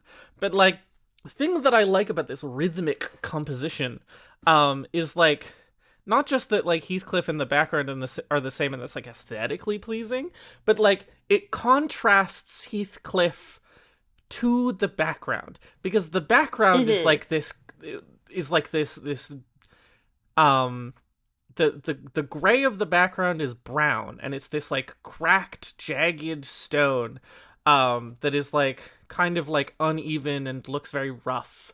And then at the top are these kind of like white sort of, I can't think of the right word, but like not professional looking. They're not necessarily messy, but they're not office workers very distinctly. And then Heathcliff, mirrors the shape of what's happening above him, but like you can tell that he doesn't belong here, even as he's sort of fitting in as an assassin, because like the shapes of him are much different and the colors of him are much different. And you know what I mean? By making them by drawing this like comparison between them through this like shaping him in the background the same compositionally, it draws attention to how much they contrast and how weird it is for a guy in a suit with a gun to be here. Does that make sense? Mm-hmm. Yes. Was that like real really art liked critique? it. Do I ever do real art Yes. critique on this show? Yes. I'm super fond of this image. Also, he's hot. Also, he's hot. I like his bangs. They should do more. They should do Yeah. more interesting things with Heathcliff's hair more often, I think. For real. He doesn't have hair longer than the nape of his neck in the real world, and so they don't do it that much. Yeah, but I don't know. They can still Um, pin it back or do something with it. I don't know.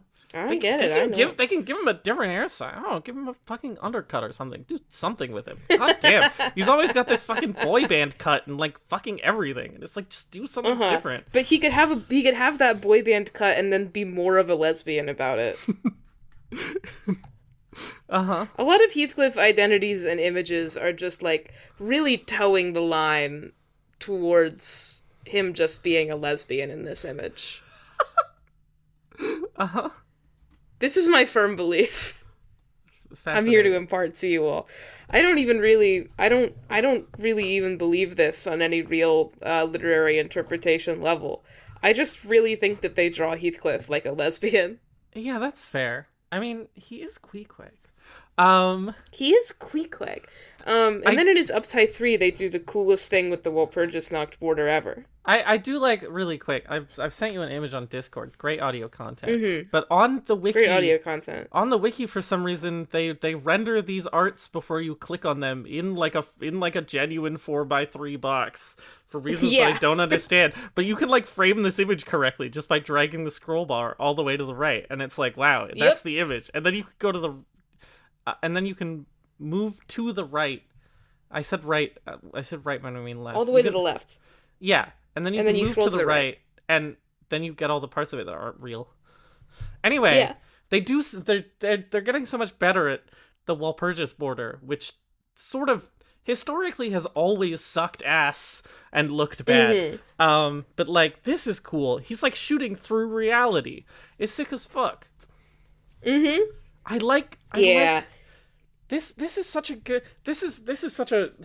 See, the thing is that it's not really, because I know they fuck up after this. It's not like they do this and then they get so much better. But this is such a good execution of like an action scene. It's an action scene, but like you can see the cool parts of the gun really clearly, unless there's a cool front of the barrel to it. No, it's just kind of this like ridged sort of railgun texture all the way forward. And so you can see the whole gun very clearly, even though they have their blur filters, but also their blur filters look kind of nice because they're less blur filters and more sort of like hand painted strokes of paint across the thing, which looks much nicer than their usual. Like, look. Sorry, I don't know why I'm going so fucking crazy over Full Stop Heathcliff. Because he's sexy. Because he's hot Heathcliff. But like, look at this one page, like, that's in the frame just under his forward hand, and how it like gets like a special, like, specifically painted blur of the motion line like attached to it in this weird way. It just looks nice. Like, it's a nice looking shockwave that is like really nicely hand done. And it doesn't cover him up. Again, another image where you can see like different parts of his suit. Not that this suit is interesting at all, but you can see like different parts of how his hair is shaped. You can see different parts of the weapon.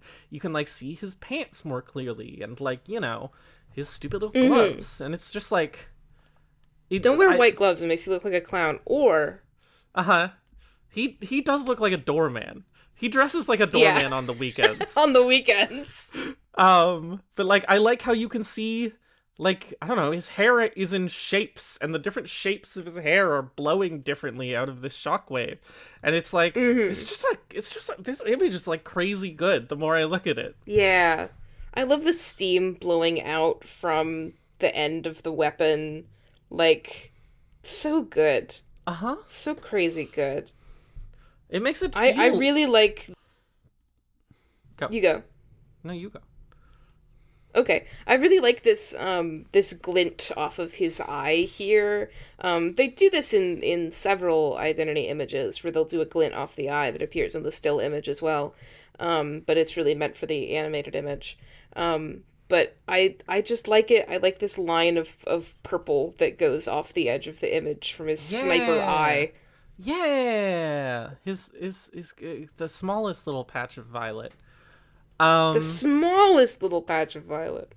He just like, they do this eye glare so well also, because it's like this transparent sort of thing that like it doesn't get in the way of anything, and it like follows the line of the shockwave, but like a little bit different to add a little bit of and I just like the extent to which like everything in this image is so clear, and yet also this like there's so, no offense to this game, which I love, and the art in this game, which I largely enjoy, but there's so many images in this fucking game where they have someone like doing a big weapon thing, and then like the splash of effects from the weapon thing both covers up a bunch of other shit and doesn't even look convincing as like a big impact. And this is like, it's convincing as a big impact. This is a stupid powerful gun. And it, like, you can, everything is very clear and everything looks very nice. And I'm just like, they did it. They figured out how to do it. They figured out how to do an art in this one. I don't know. Yeah. It's just good. And he's hot. And he's hot. His posing is so nice. I love that they, like, you know, in the first image, you might be like, oh, he's just wearing a suit, but, like, what's with this knee guard? And I assumed that his knee guard was for kneeling on, and I guess the other one might be. But, like, the fact that he has a knee guard specifically so he can take this practiced pose and then rest his elbow on it is like, damn.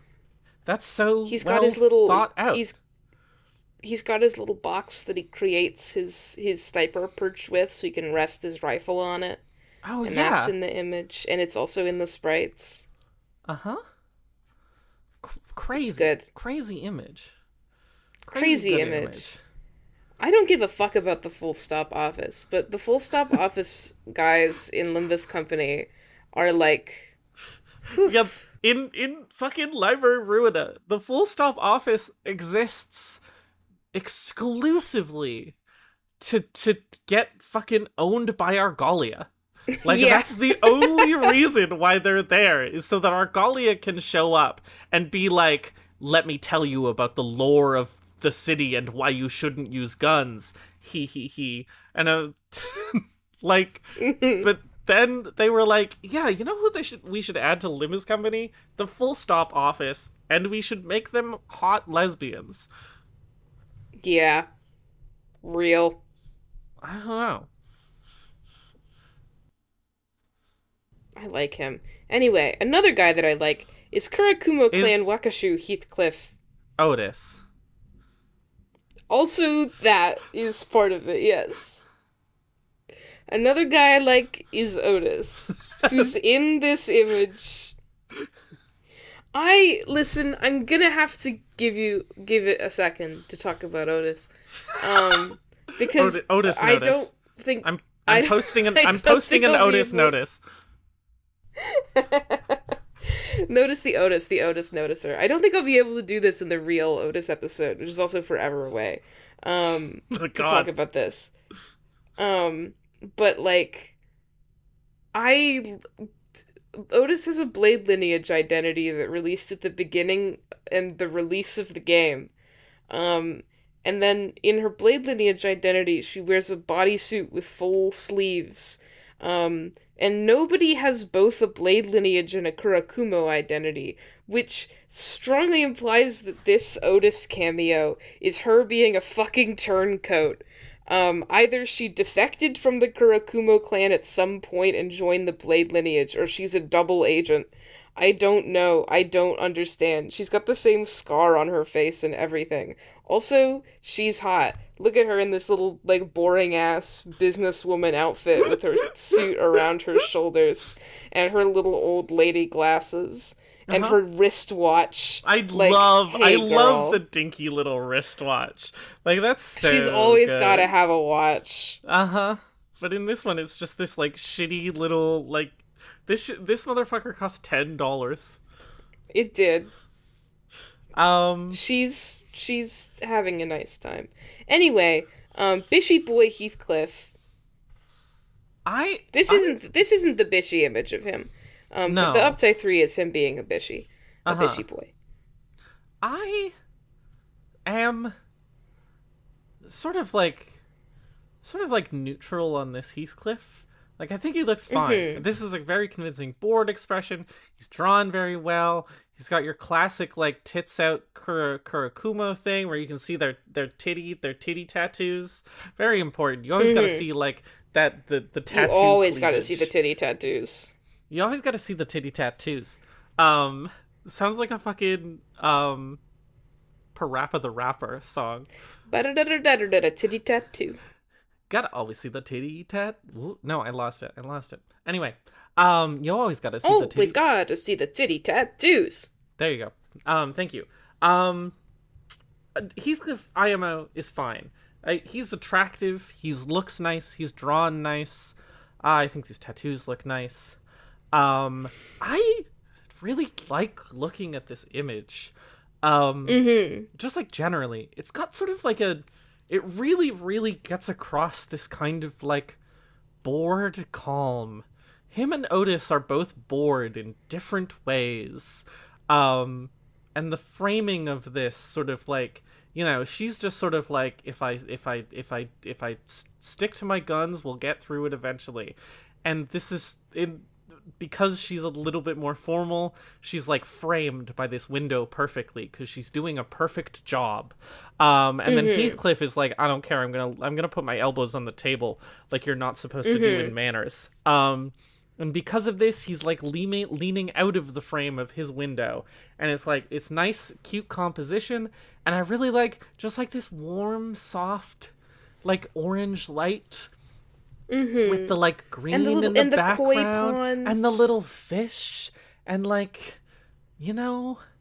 it's just like, it's lovely. It's lovely. You can see the acquisition stills where a little koi is jumping out of the pond, and there's a meeting going on inside. But there's also a lovely koi pond. This is not what most of the Kurakumo Uptai ones look like. Most of the Kurakumo Uptai ones are like, we're in a gray alleyway. And then the Kurakumo Uptai 2 is like, we're in a gray alleyway, but there's blood. But in this one, he's like just sort of attending a normal syndicate meeting. Yeah. Well, part of that is that like, this specifically the Heathcliff and Ishmael that they did for this event are specifically the Heathcliff and Ishmael, are specifically the Kurokuma from Library of Ruina, and those Kurakuma, although you do fight them, are also in meetings frequently.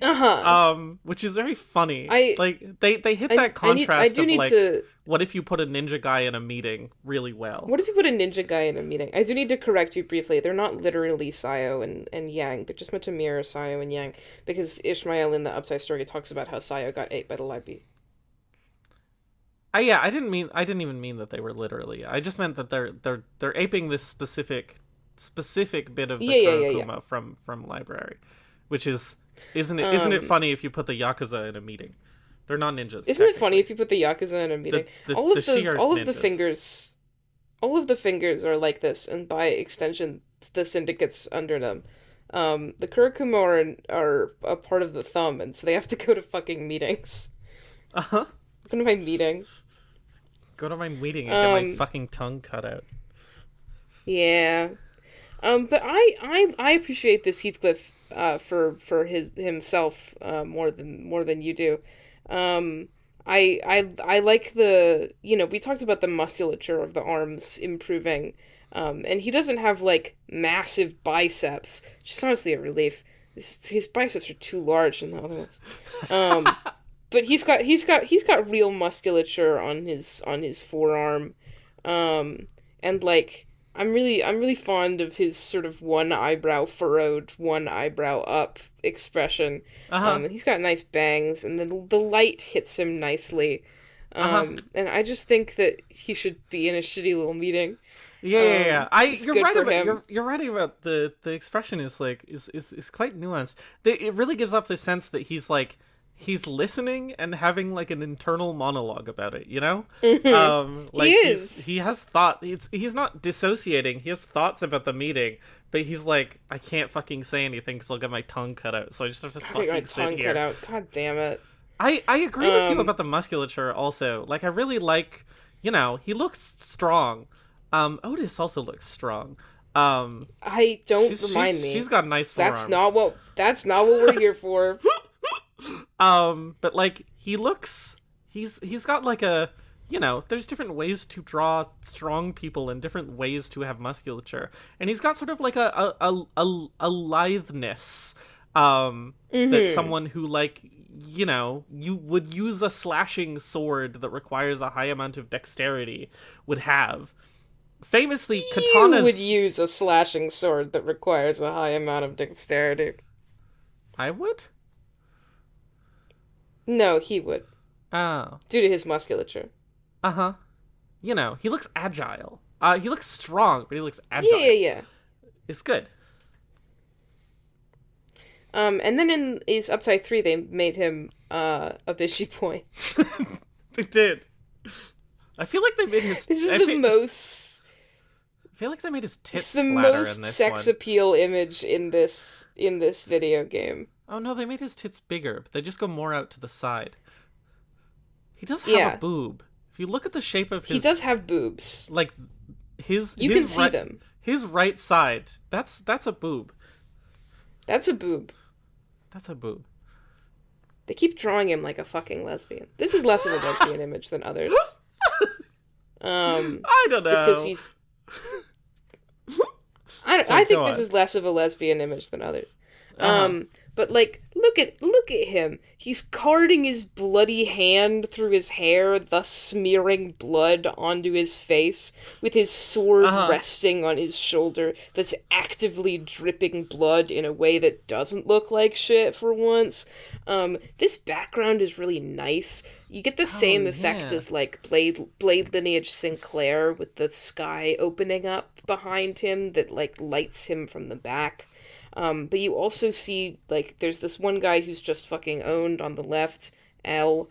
But also, like, the Kurakumo, quite literally, the black clouds coming in the front and in the sky and all over the street. And this is a real street, like, it's a real alleyway. It has defined shop fronts and shit.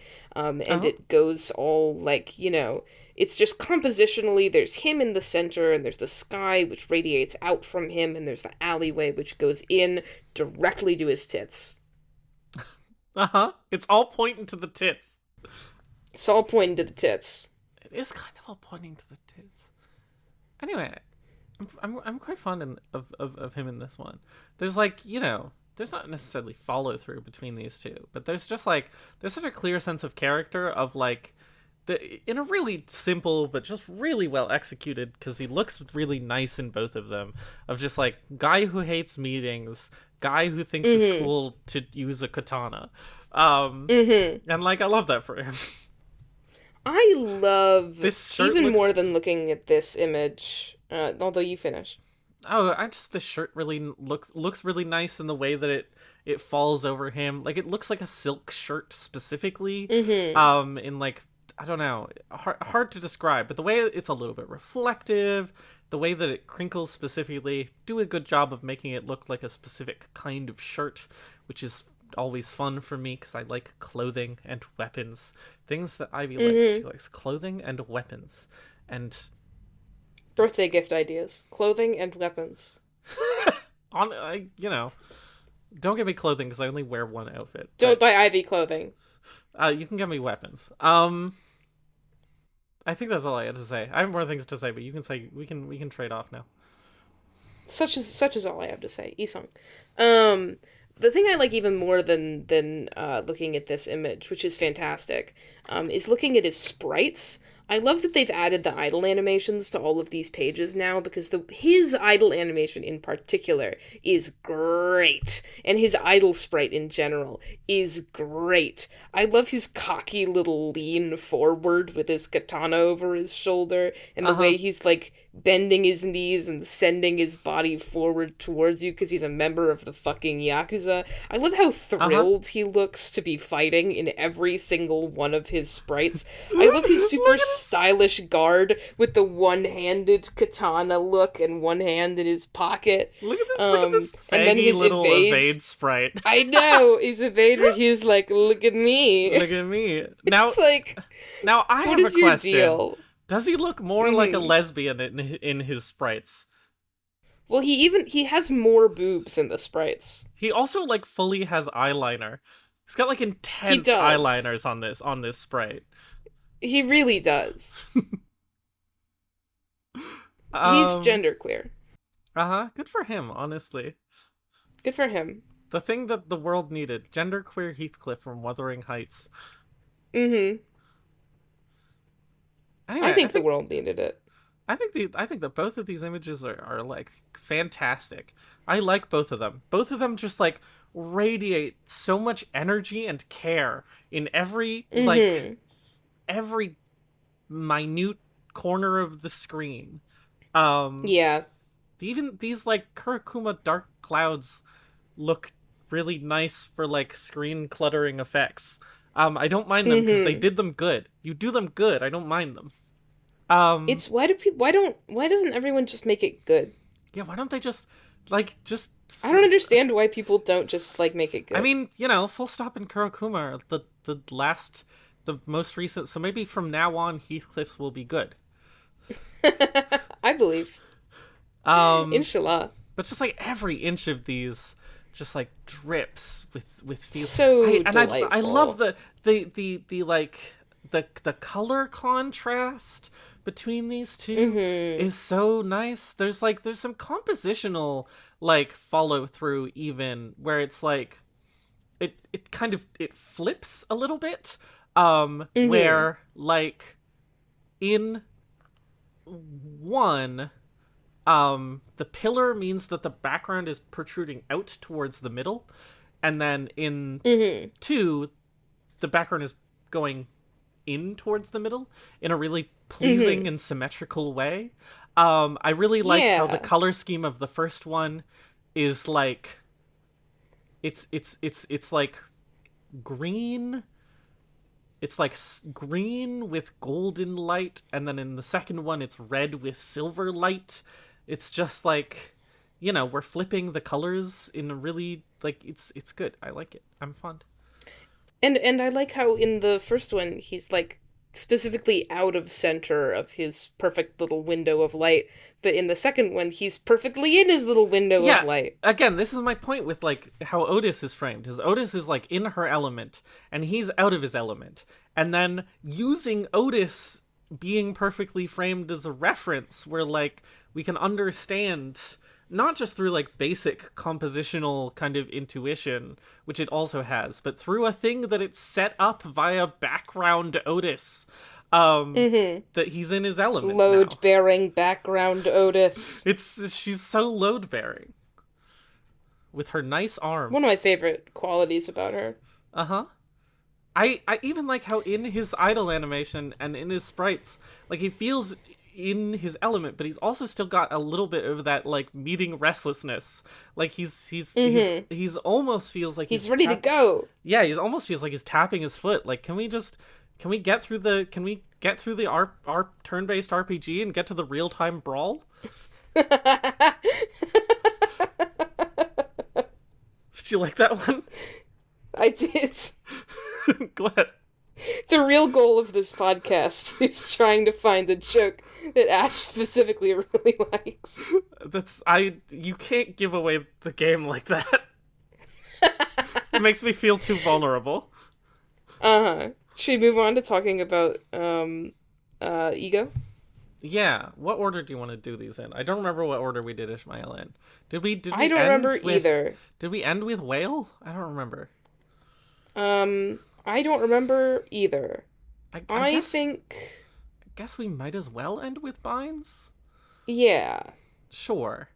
Okay, so the first one we're doing is Yasunyata Tadrapam Heathcliff. You say that so smoothly. I guess just because you've memorized it. You can say anything you've memorized smoothly. I can say anything. But I have not, and so give it a shot. It's easy. Yasunyata Tadrapam. It's that easy. I thought there was an extra syllable at the end for reasons I don't understand. Yasunata Tadrapam. We've decided that this is the best ego art for Heathcliff, which is a little bit sad. Not because this art is bad, just really, really sort of unfortunately bland ego art on this guy. Yeah. I do like this art. However, this is also a PSA. Maybe everyone knows this, but like, hey, in case you didn't know this ego is extremely good. It's an AoE. It gives you SP. It inflicts attack power down on up to 5 people. It's an SP heal on your own guys, and it gives you a passive that like turns you into K Korpong Lu. Like, it's nuts ego gameplay wise. Not that we care about gameplay on this, but I just want people to know because I always forget to use this. You should be using Descending Dark. It gives you iframes and it deals a lot of damage. It's a lot of damage. Anyway, I do like this one though. I Yeah, love. it's probably I think the most like resolved and well executed composition out of his ego art, even if it's not massively interesting. Yeah, I like how he mirrors the big statue in the background, the abnormality, Mm-hmm. with like, there's some fun, like, you can't really see how this big wheel of blood in the background resolves, but you can see it through Mm-hmm. Heathcliff, which is cute. Um, I like. There's just like a bunch of fun little details. It's like, he looks like cracked stone with like red lights or lava glowing through at first, and then you look at it closer and you're like, oh, it's flesh. It's flesh under Mm-hmm. that That's his stone. musculature. That's his musculature, which is freaky and fun. I like that he's like drawing on the ground with his staff. I think the staff looks really pretty, and I think it's just like, Mm-hmm. it just looks nice. It like carries a good energy to it.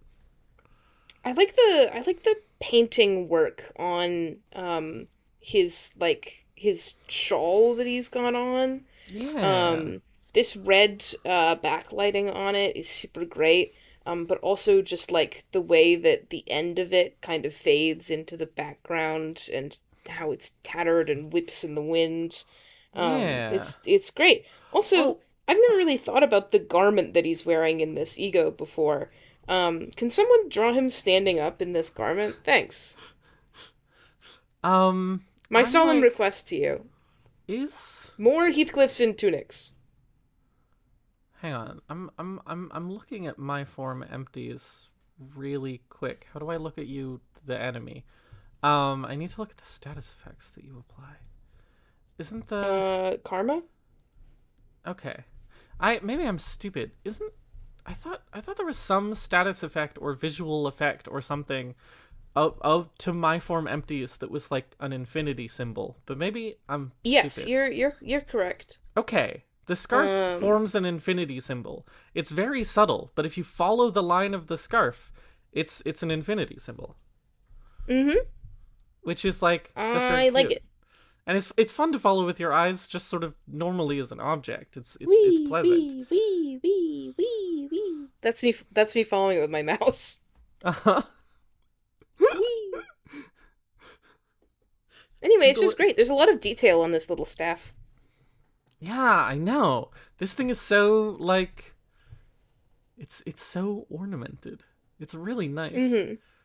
It's It a pretty simply drawn image, but I just think that the composition of it is resolved. He's very low in the image in a way that is non-standard, which is quite pleasing in the end. uh-huh. The loudest peal of thunder just hit right outside of my window, if you heard that on the recording. That's that's Um, that's karma coming for you. that's karma coming for The me. heavenly lightning is about to fall on Ash. Anyway, it's just charming. It's slightly more interesting than Felpola, which is why Felpola isn't the best one. Uh-huh. Um, such is all I have to say. Yeah. Basil, you're making Also, so much you noise. should be using Descending Dark. Gives you iframes. It does a lot of It damage. deals a lot of damage. It makes you heal from death 3 times per encounter. Yeah, which is insane. Anyway, what? It's a I'm fine looking at my sequence. Audacity, and the recording is definitely picking up the thunder. Very exciting. Time for binds. Thrilling. Um, before we get into the like image, I do just want to say I really like the King and Binds Heathcliff for like what it is. I'm very fond of like the theming around King and Binds Heathcliff. It's great. I like Wuthering Heights. I like thinking about Wuthering Heights. I like the themes of Wuthering Heights. Unfortunately, if you look at King and Binds Otis, King and Bine's Otis is even slightly more interesting than King and Bine's Heathcliff, even though they're basically in the exact same position. Um, she's got a sword with a mouth coming out of it, and she's struggling against her binds, as opposed to Heathcliff, who's just sitting there. And he's got Yeah. a club with a mouth, which is cool, but not in the center of the image. Uh-huh. Um, I I feel like the King and Binds sort of broadly is like what again, theming. However, Mm-hmm. the King and Binds design is not especially interesting. Mm-hmm. Um, The King and Binds is just a guy in a chair. the King and Binds is just like a guy in a chair wrapped in red. And then Mm-hmm. I think there's some ways that they make, the way that Heathcliff feels like he's sort of like attached, the binds sort of become this sort of membrane that like sticks him to the chair, and become a lot more sort of complex is kind of neat. Um, Mm-hmm. he's got this like red crystal heart, which I don't know where that sort of comes from, because again, the King and Binds is like maximally simple, but like is something. But I just like this image is just like not that interesting to look at. Yeah, I mean, if I can direct you to something that is more interesting to look at, I think the corrosion sprites for this ego are really fucked. I'm a big fan of the giant spike with the crown on it, which is has hit Heathcliff directly through the head. Um, Uh-huh. Oh my god, and he's got the his darkest dungeon symbol. he's got the Darkest Dungeon symbol on there. He gets to raise this big club, and then, his hurt sprite in which all of the frayed ribbons are torn from the ground. And it's pretty cool. I You know, agree. Yeah. They're, it they're... often the corrosions are more interesting than the base ones, but often the corrosions are sort of like imparsible, which isn't super true here, and I appreciate that it's not completely imparsible. Uh-huh. This image, it just like it it has a compositional idea, which is me and my son. Um Hmm. and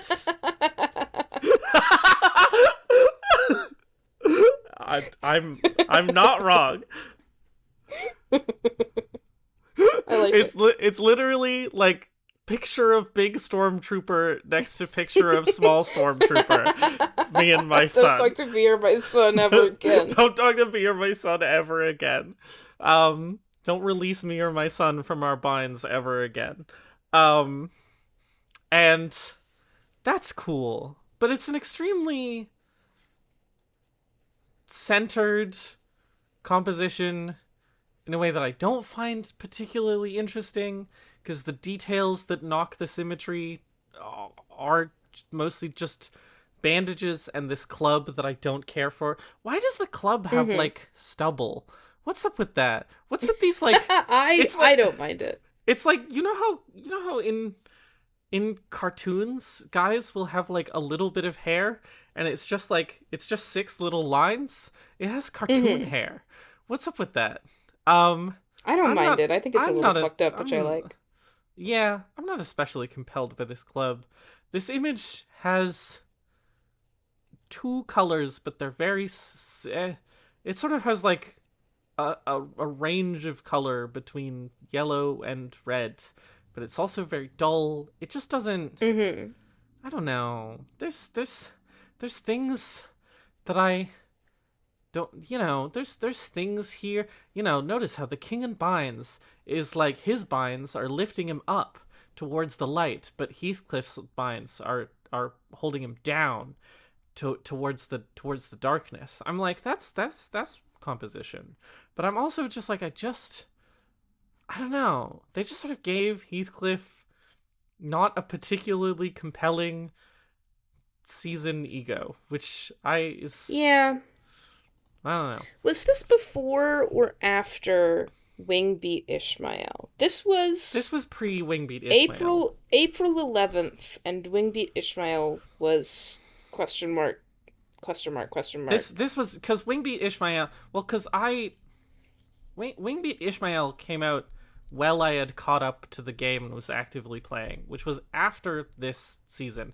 I think Wingbeat Ishmael came out between this and Kanto 7, right? Yeah, Wingbeat Ishmael came out like 3 weeks after this. And Wingbeat Ishmael is the turning point for making interesting eco art. But there are ways in which you could make this composition interesting, right? Like, all you have to do is turn it to not be a complete frontal view, and then I think it gets some real appeal. You get to see some, like, you get to see some ways that it plays with light if you do that. If you just turn it to, like, a 3/4 and maybe put something interesting, like, don't completely center Heathcliff in the image. Put him off to the left and, like, put something on the ground beneath him that he can exercise his judgment on, something like that, and you could do something more interesting with this composition. Yeah, it doesn't just have to be him, like, at his school pictures. I even feel like, hang on, I'm manually creating this via my tools, aka zooming in on the image. I even think that, like, you would have to change some things, but I do think that this image would look better if it was just, like, a little bit more zoomed in. Like, there's just not enough that's, I'm trying to find, like, a good example of a thing that does justify, I think there's just not enough interesting about the background. I think just zooming in a little bit might help, because I think part of the problem is that he's supposed to be lording over you, right? But he's also real small in the frame. Yeah. And so does not Me feel and my particularly son. Yeah. And so does not feel particularly domineering. I need your dad to kind of step off. Mostly he does kind of look like he's just being pushed in a stroller. I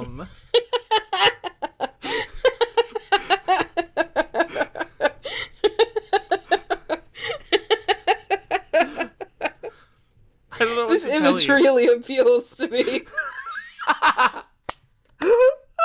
I'm just imagining it like this, walking down the street with my King and Pines baby. It's really good. We've said a lot of things in this episode that I think are great fuel for art.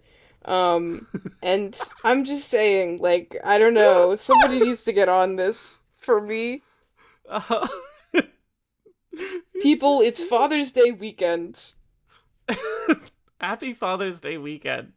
But also don't talk to me and my son ever again.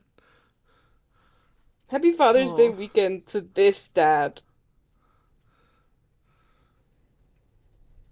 Anyway, I'm looking to see if Otis looks like she's being pushed in a stroller, but she's more standing, so not really. She's resisting the stroller.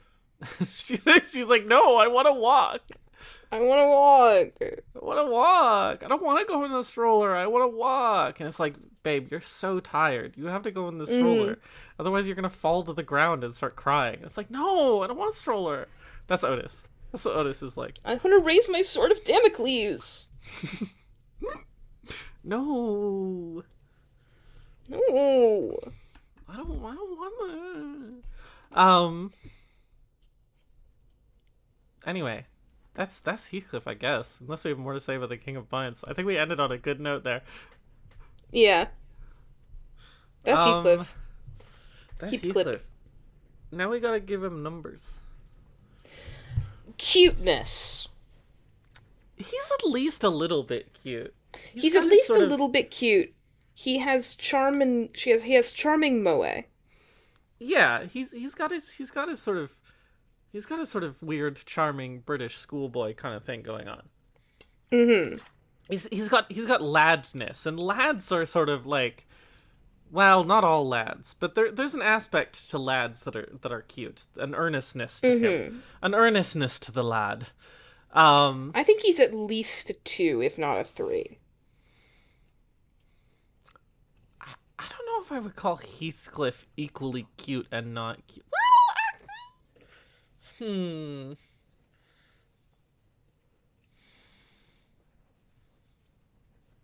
He's got the injection of cute that everyone gets once we finish their canto. That's yeah. like the golden bow that makes you cute. Yeah, but even before then, it's not like he's a super like morose or anything. He makes little mistakes, and then everyone's like, Heathcliff, like it's the Magic School Bus. And he's like, eto bleh. And that's kind of cute. And I'm like, what social role does Heathcliff like fill in? Well, he's scenes? a person who loves Cathy. We'll get there. Don't get me wrong. What social role does Heathcliff fill in scenes? And he's mostly there to sort of like break the tension and be like, yeah, but what if we just hit things with a bat? And I'm like, yeah, or to say some real shit like, hey guys, what if we just hit things with a bat? This is bullshit. All this is bullshit. Yeah, he's mostly kind of cute. They pair him with Don Quixote because they're both kind of cute in this way. And so maybe a 3 is correct. But he is also Heathcliff. But maybe a 3 is correct, actually. I'm leaning towards a 3. A Threathcliff. Threathcliff is great because it's really bad to say. Threathcliff. Did I get it? Yes. Threathcliff. Be Threathcliff. closer to the microphone. Threathcliff.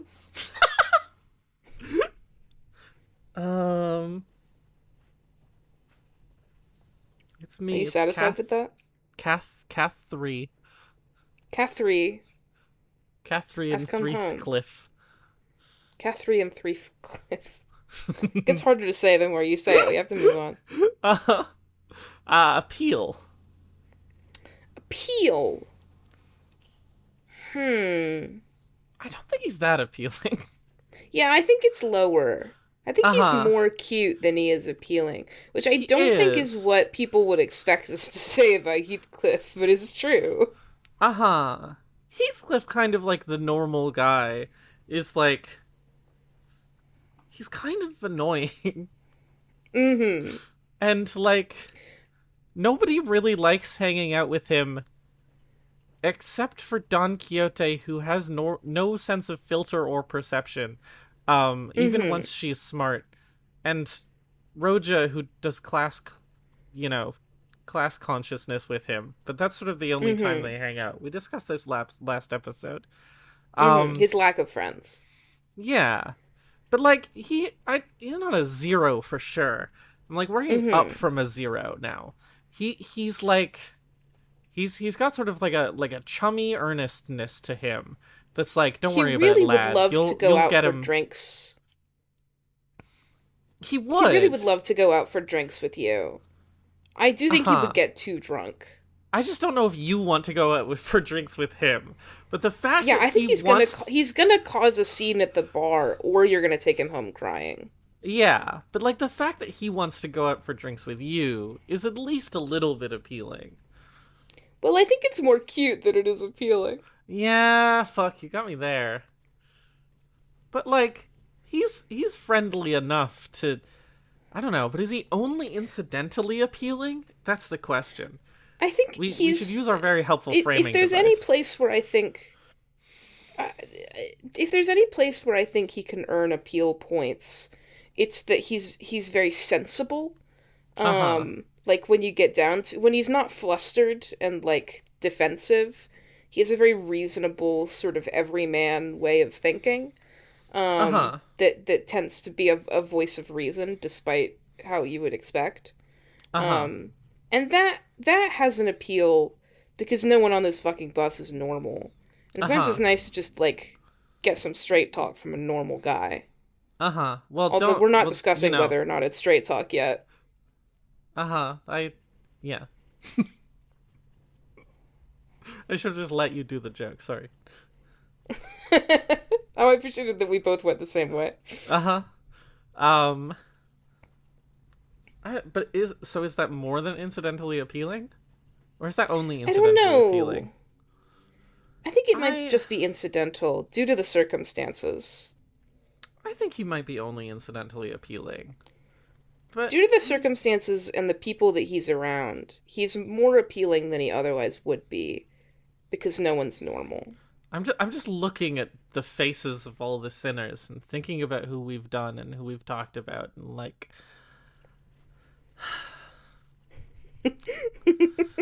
Sorry. I'll tell you what I'm thinking about right now after the episode is over. Oh God. Okay. Not because I can't say it on the podcast, but because it's just sort of, like, not within our scope. Moving on. I think I could push him up to a 2. He's got, like, a pleasant chumminess to him, like, beyond his cute. He can be sort of like a grounded and empathetic chum, and I think that's like a 2. He's also, like, so annoying, but, like, I think there's a more than incidental appeal there. If you want a 2, I'm happy with a 2. I just really thinking about it. It's not really. I'm really thinking about it. It's not really necessary for it to be a comparative metric, but I'm just like, there's so many guys in this stupid fucking game who would be so much worse to hang out with. That's what I was thinking about when I was giggling. I was thinking about low appeal scores. It's just like, man, and so, like, I think I could comfortably give him a 2. I think if you went out for drinks with him, you would have fun for a while. And that's more than incidental to me. He's allowed 2 beers. He's allowed 2 beers. He's going to have more. But that's what he's allowed. Yeah. 2 beers for a 2 appeal. Yeah. once he orders his 3rd beer, you, like, the appeal goes back down. You give the bartender the money for a cab for him, and then you make an excuse and you leave. Anyway, Kinsey. So he is at least he is at most a 3.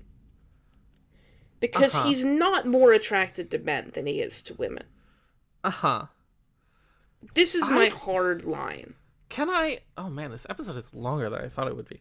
I just had a lot to say about multi-crack Heathcliff.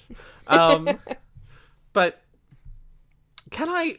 Despite the fact that I just acknowledged that this episode is longer than I thought it would be, can I propose just, like, a small side diversion thought experiment?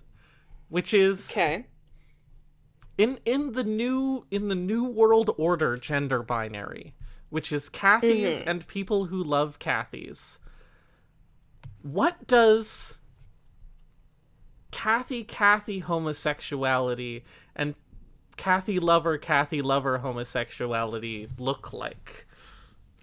I'm thinking about who I would describe as sort of Cathy homosexual. Because, like, I feel like most of my personal Limbus company ships are Cathy Person Who Loves Cathy hetero. See, here's the thing. Let me make an argument against you. Okay. I think not to, like, reveal your your shit on the podcast. Sorry about this. Mm-hmm. But it's necessary we have to make sacrifices on this podcast. I guess Honglu and sometimes. Dante are Cathy homosexual.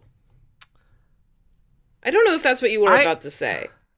I think Don Quixote Ryoshu is like the most Cathy shit that has ever existed.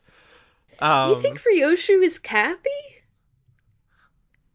I guess in our long conversations about I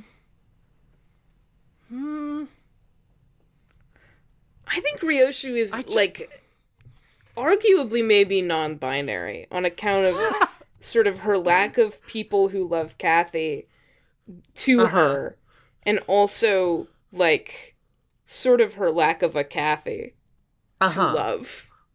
But in the context of Ryodon, I think she becomes a person who loves Cathy by association. That's fair. So is in this new Honglu world, and Dante are Cathy homosexual, though. you don't think that in that one Dante becomes the person who loves Cathy? I think I'm at like most.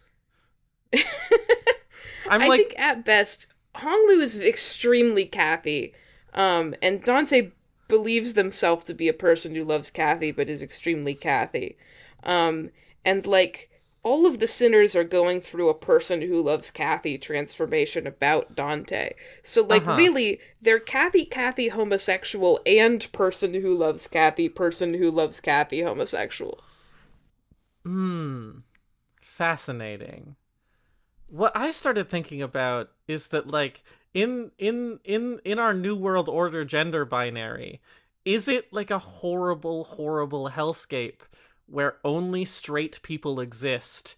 Because in any relationship, one person will become the Cathy and one person will become the person who loves Cathy. And so It fundamentally might be. only heterosexual relationships exist. I don't know. I don't know. Scary. I have a lot to think about. Send us a Tumblr ask on your elaborate thoughts on the Cathy person who loves Cathy. Kinsey scale. Kinsey scale.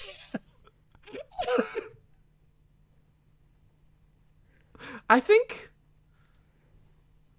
No, that's not true. If you are a person who likes Heath Mael, I think that's person who loves Cathy homosexuality. Okay, Like definitionally, because they also both have wives. I would agree with that. I'm trying to think of a solid Cathy ship. You're not wrong. You're not wrong about Honglu Dante. Anyway, I just like is Limbus Don Quixote and Shichun. Cathy. That's so Cathy. All right, we found it, and now I'm satisfied. Now we can go back to being on topic. Sort of my 10-minute diversion about this bullshit. Is Limbus Company Heathcliff attracted to men? Like, cite your sources. Because here's the thing. I think Limbus Company Heathcliff could call a guy proper fit. Sure. Here's the thing. Is that I feel like, except for maybe Gregor, but that's such a weird episode of the show anyway. I feel like for every other Limbus Company guy we've covered, which I guess now we've covered half of them, we had like specific sexuality sources to cite. And I'm not saying that we need that, but like I think one could project lightly bisexual vibes onto Heathcliff, but I'm not sure that actually plays out in practice. His like closest male relationship is like Sinclair, who's his son. Or Sinclair, less his son and more like his kind, like he's a college student, and he's mentoring this high school student, you know? Even though he's they're junior both, in the they're both mafia. older. He's junior in the mafia. And so I'm just like, I'm starting from a default of Heathcliff is straight on the Kinsey scale, and Heathcliff is straight on the Cathy Person Who Loves Cathy scale. I mean, except that the Cathy Person Who Loves Cathy is like ultimately bullshit, because that's the point, because, you know, they're the same person, as cited in Wuthering Heights 2003. But like, and so you do have to talk me up from that. I want to be clear.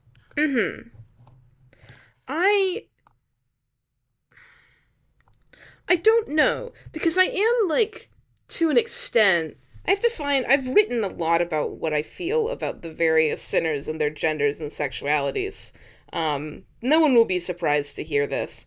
But I do have to find if I've written something about this in the past.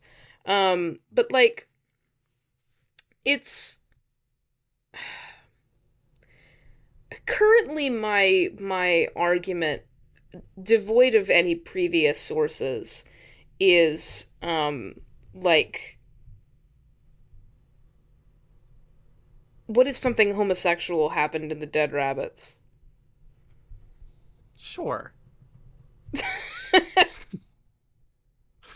That's that's all I have to say about that. Why are all of these... Why is me searching up Heathcliff in my personal server just all me sending the Ishmael good morning gif? I can feel in the radiating projection of your heart that you say that without much confidence. No, yes, I don't really believe it.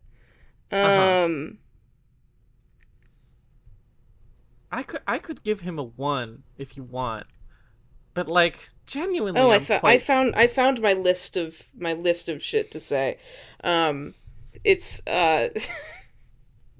it's my list of genders for people on the bus. And Heathcliff is like the only one who's cis. Like, he thought about it and he's fine. He could be a 0. I'm compelled. You know, listen.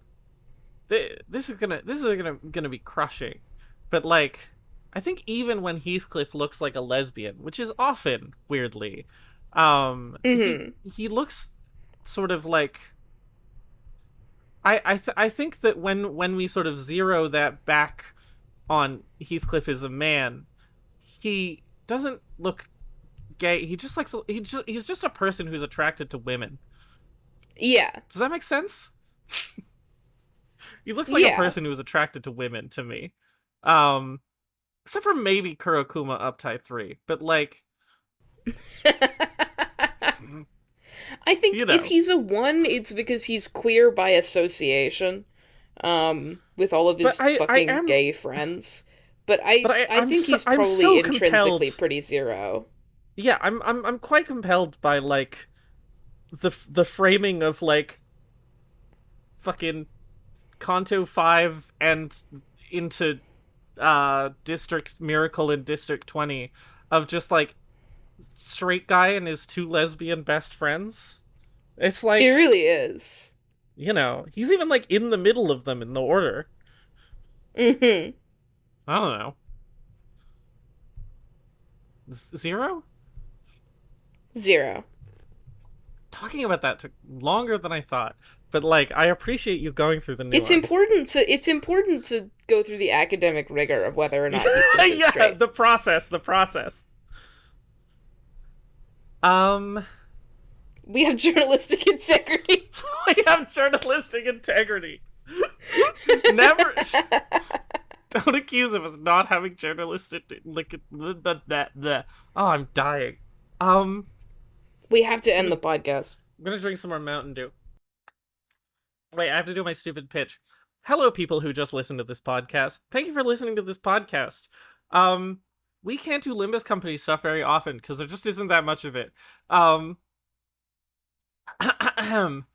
if you enjoyed, I know these tend to reach a larger audience because Limbus Company is like, you know, it's just bigger and it's got passionate people who listen to podcasts and It's shit. more popular than Mahjong Soul.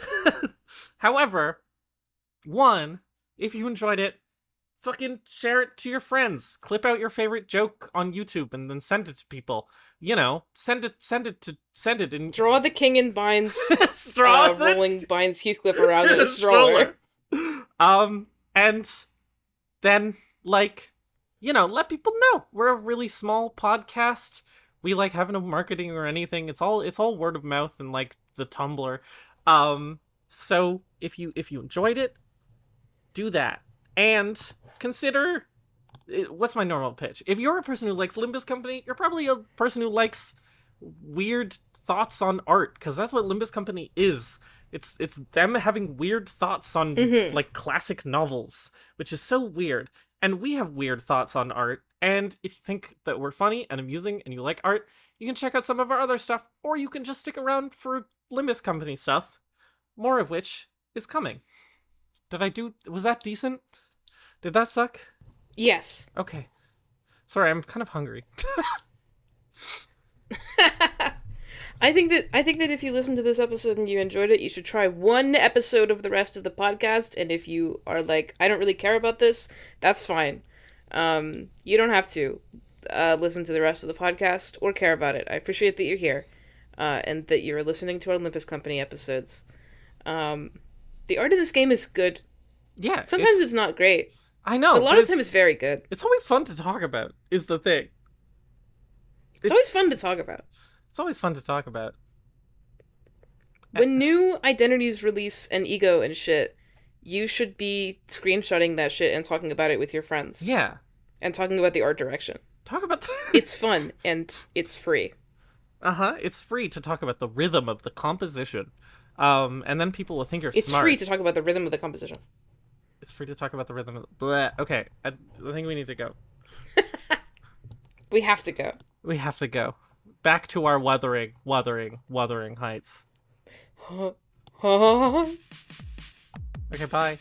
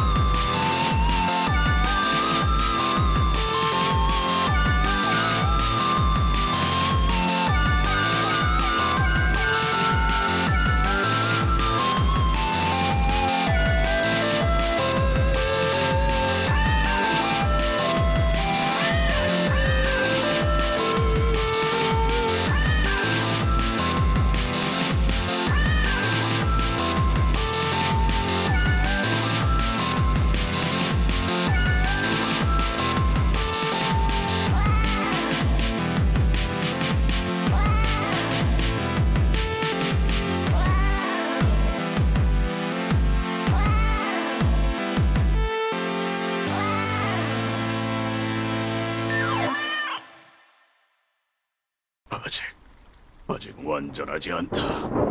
와일드 헌트야, 더 앞으로!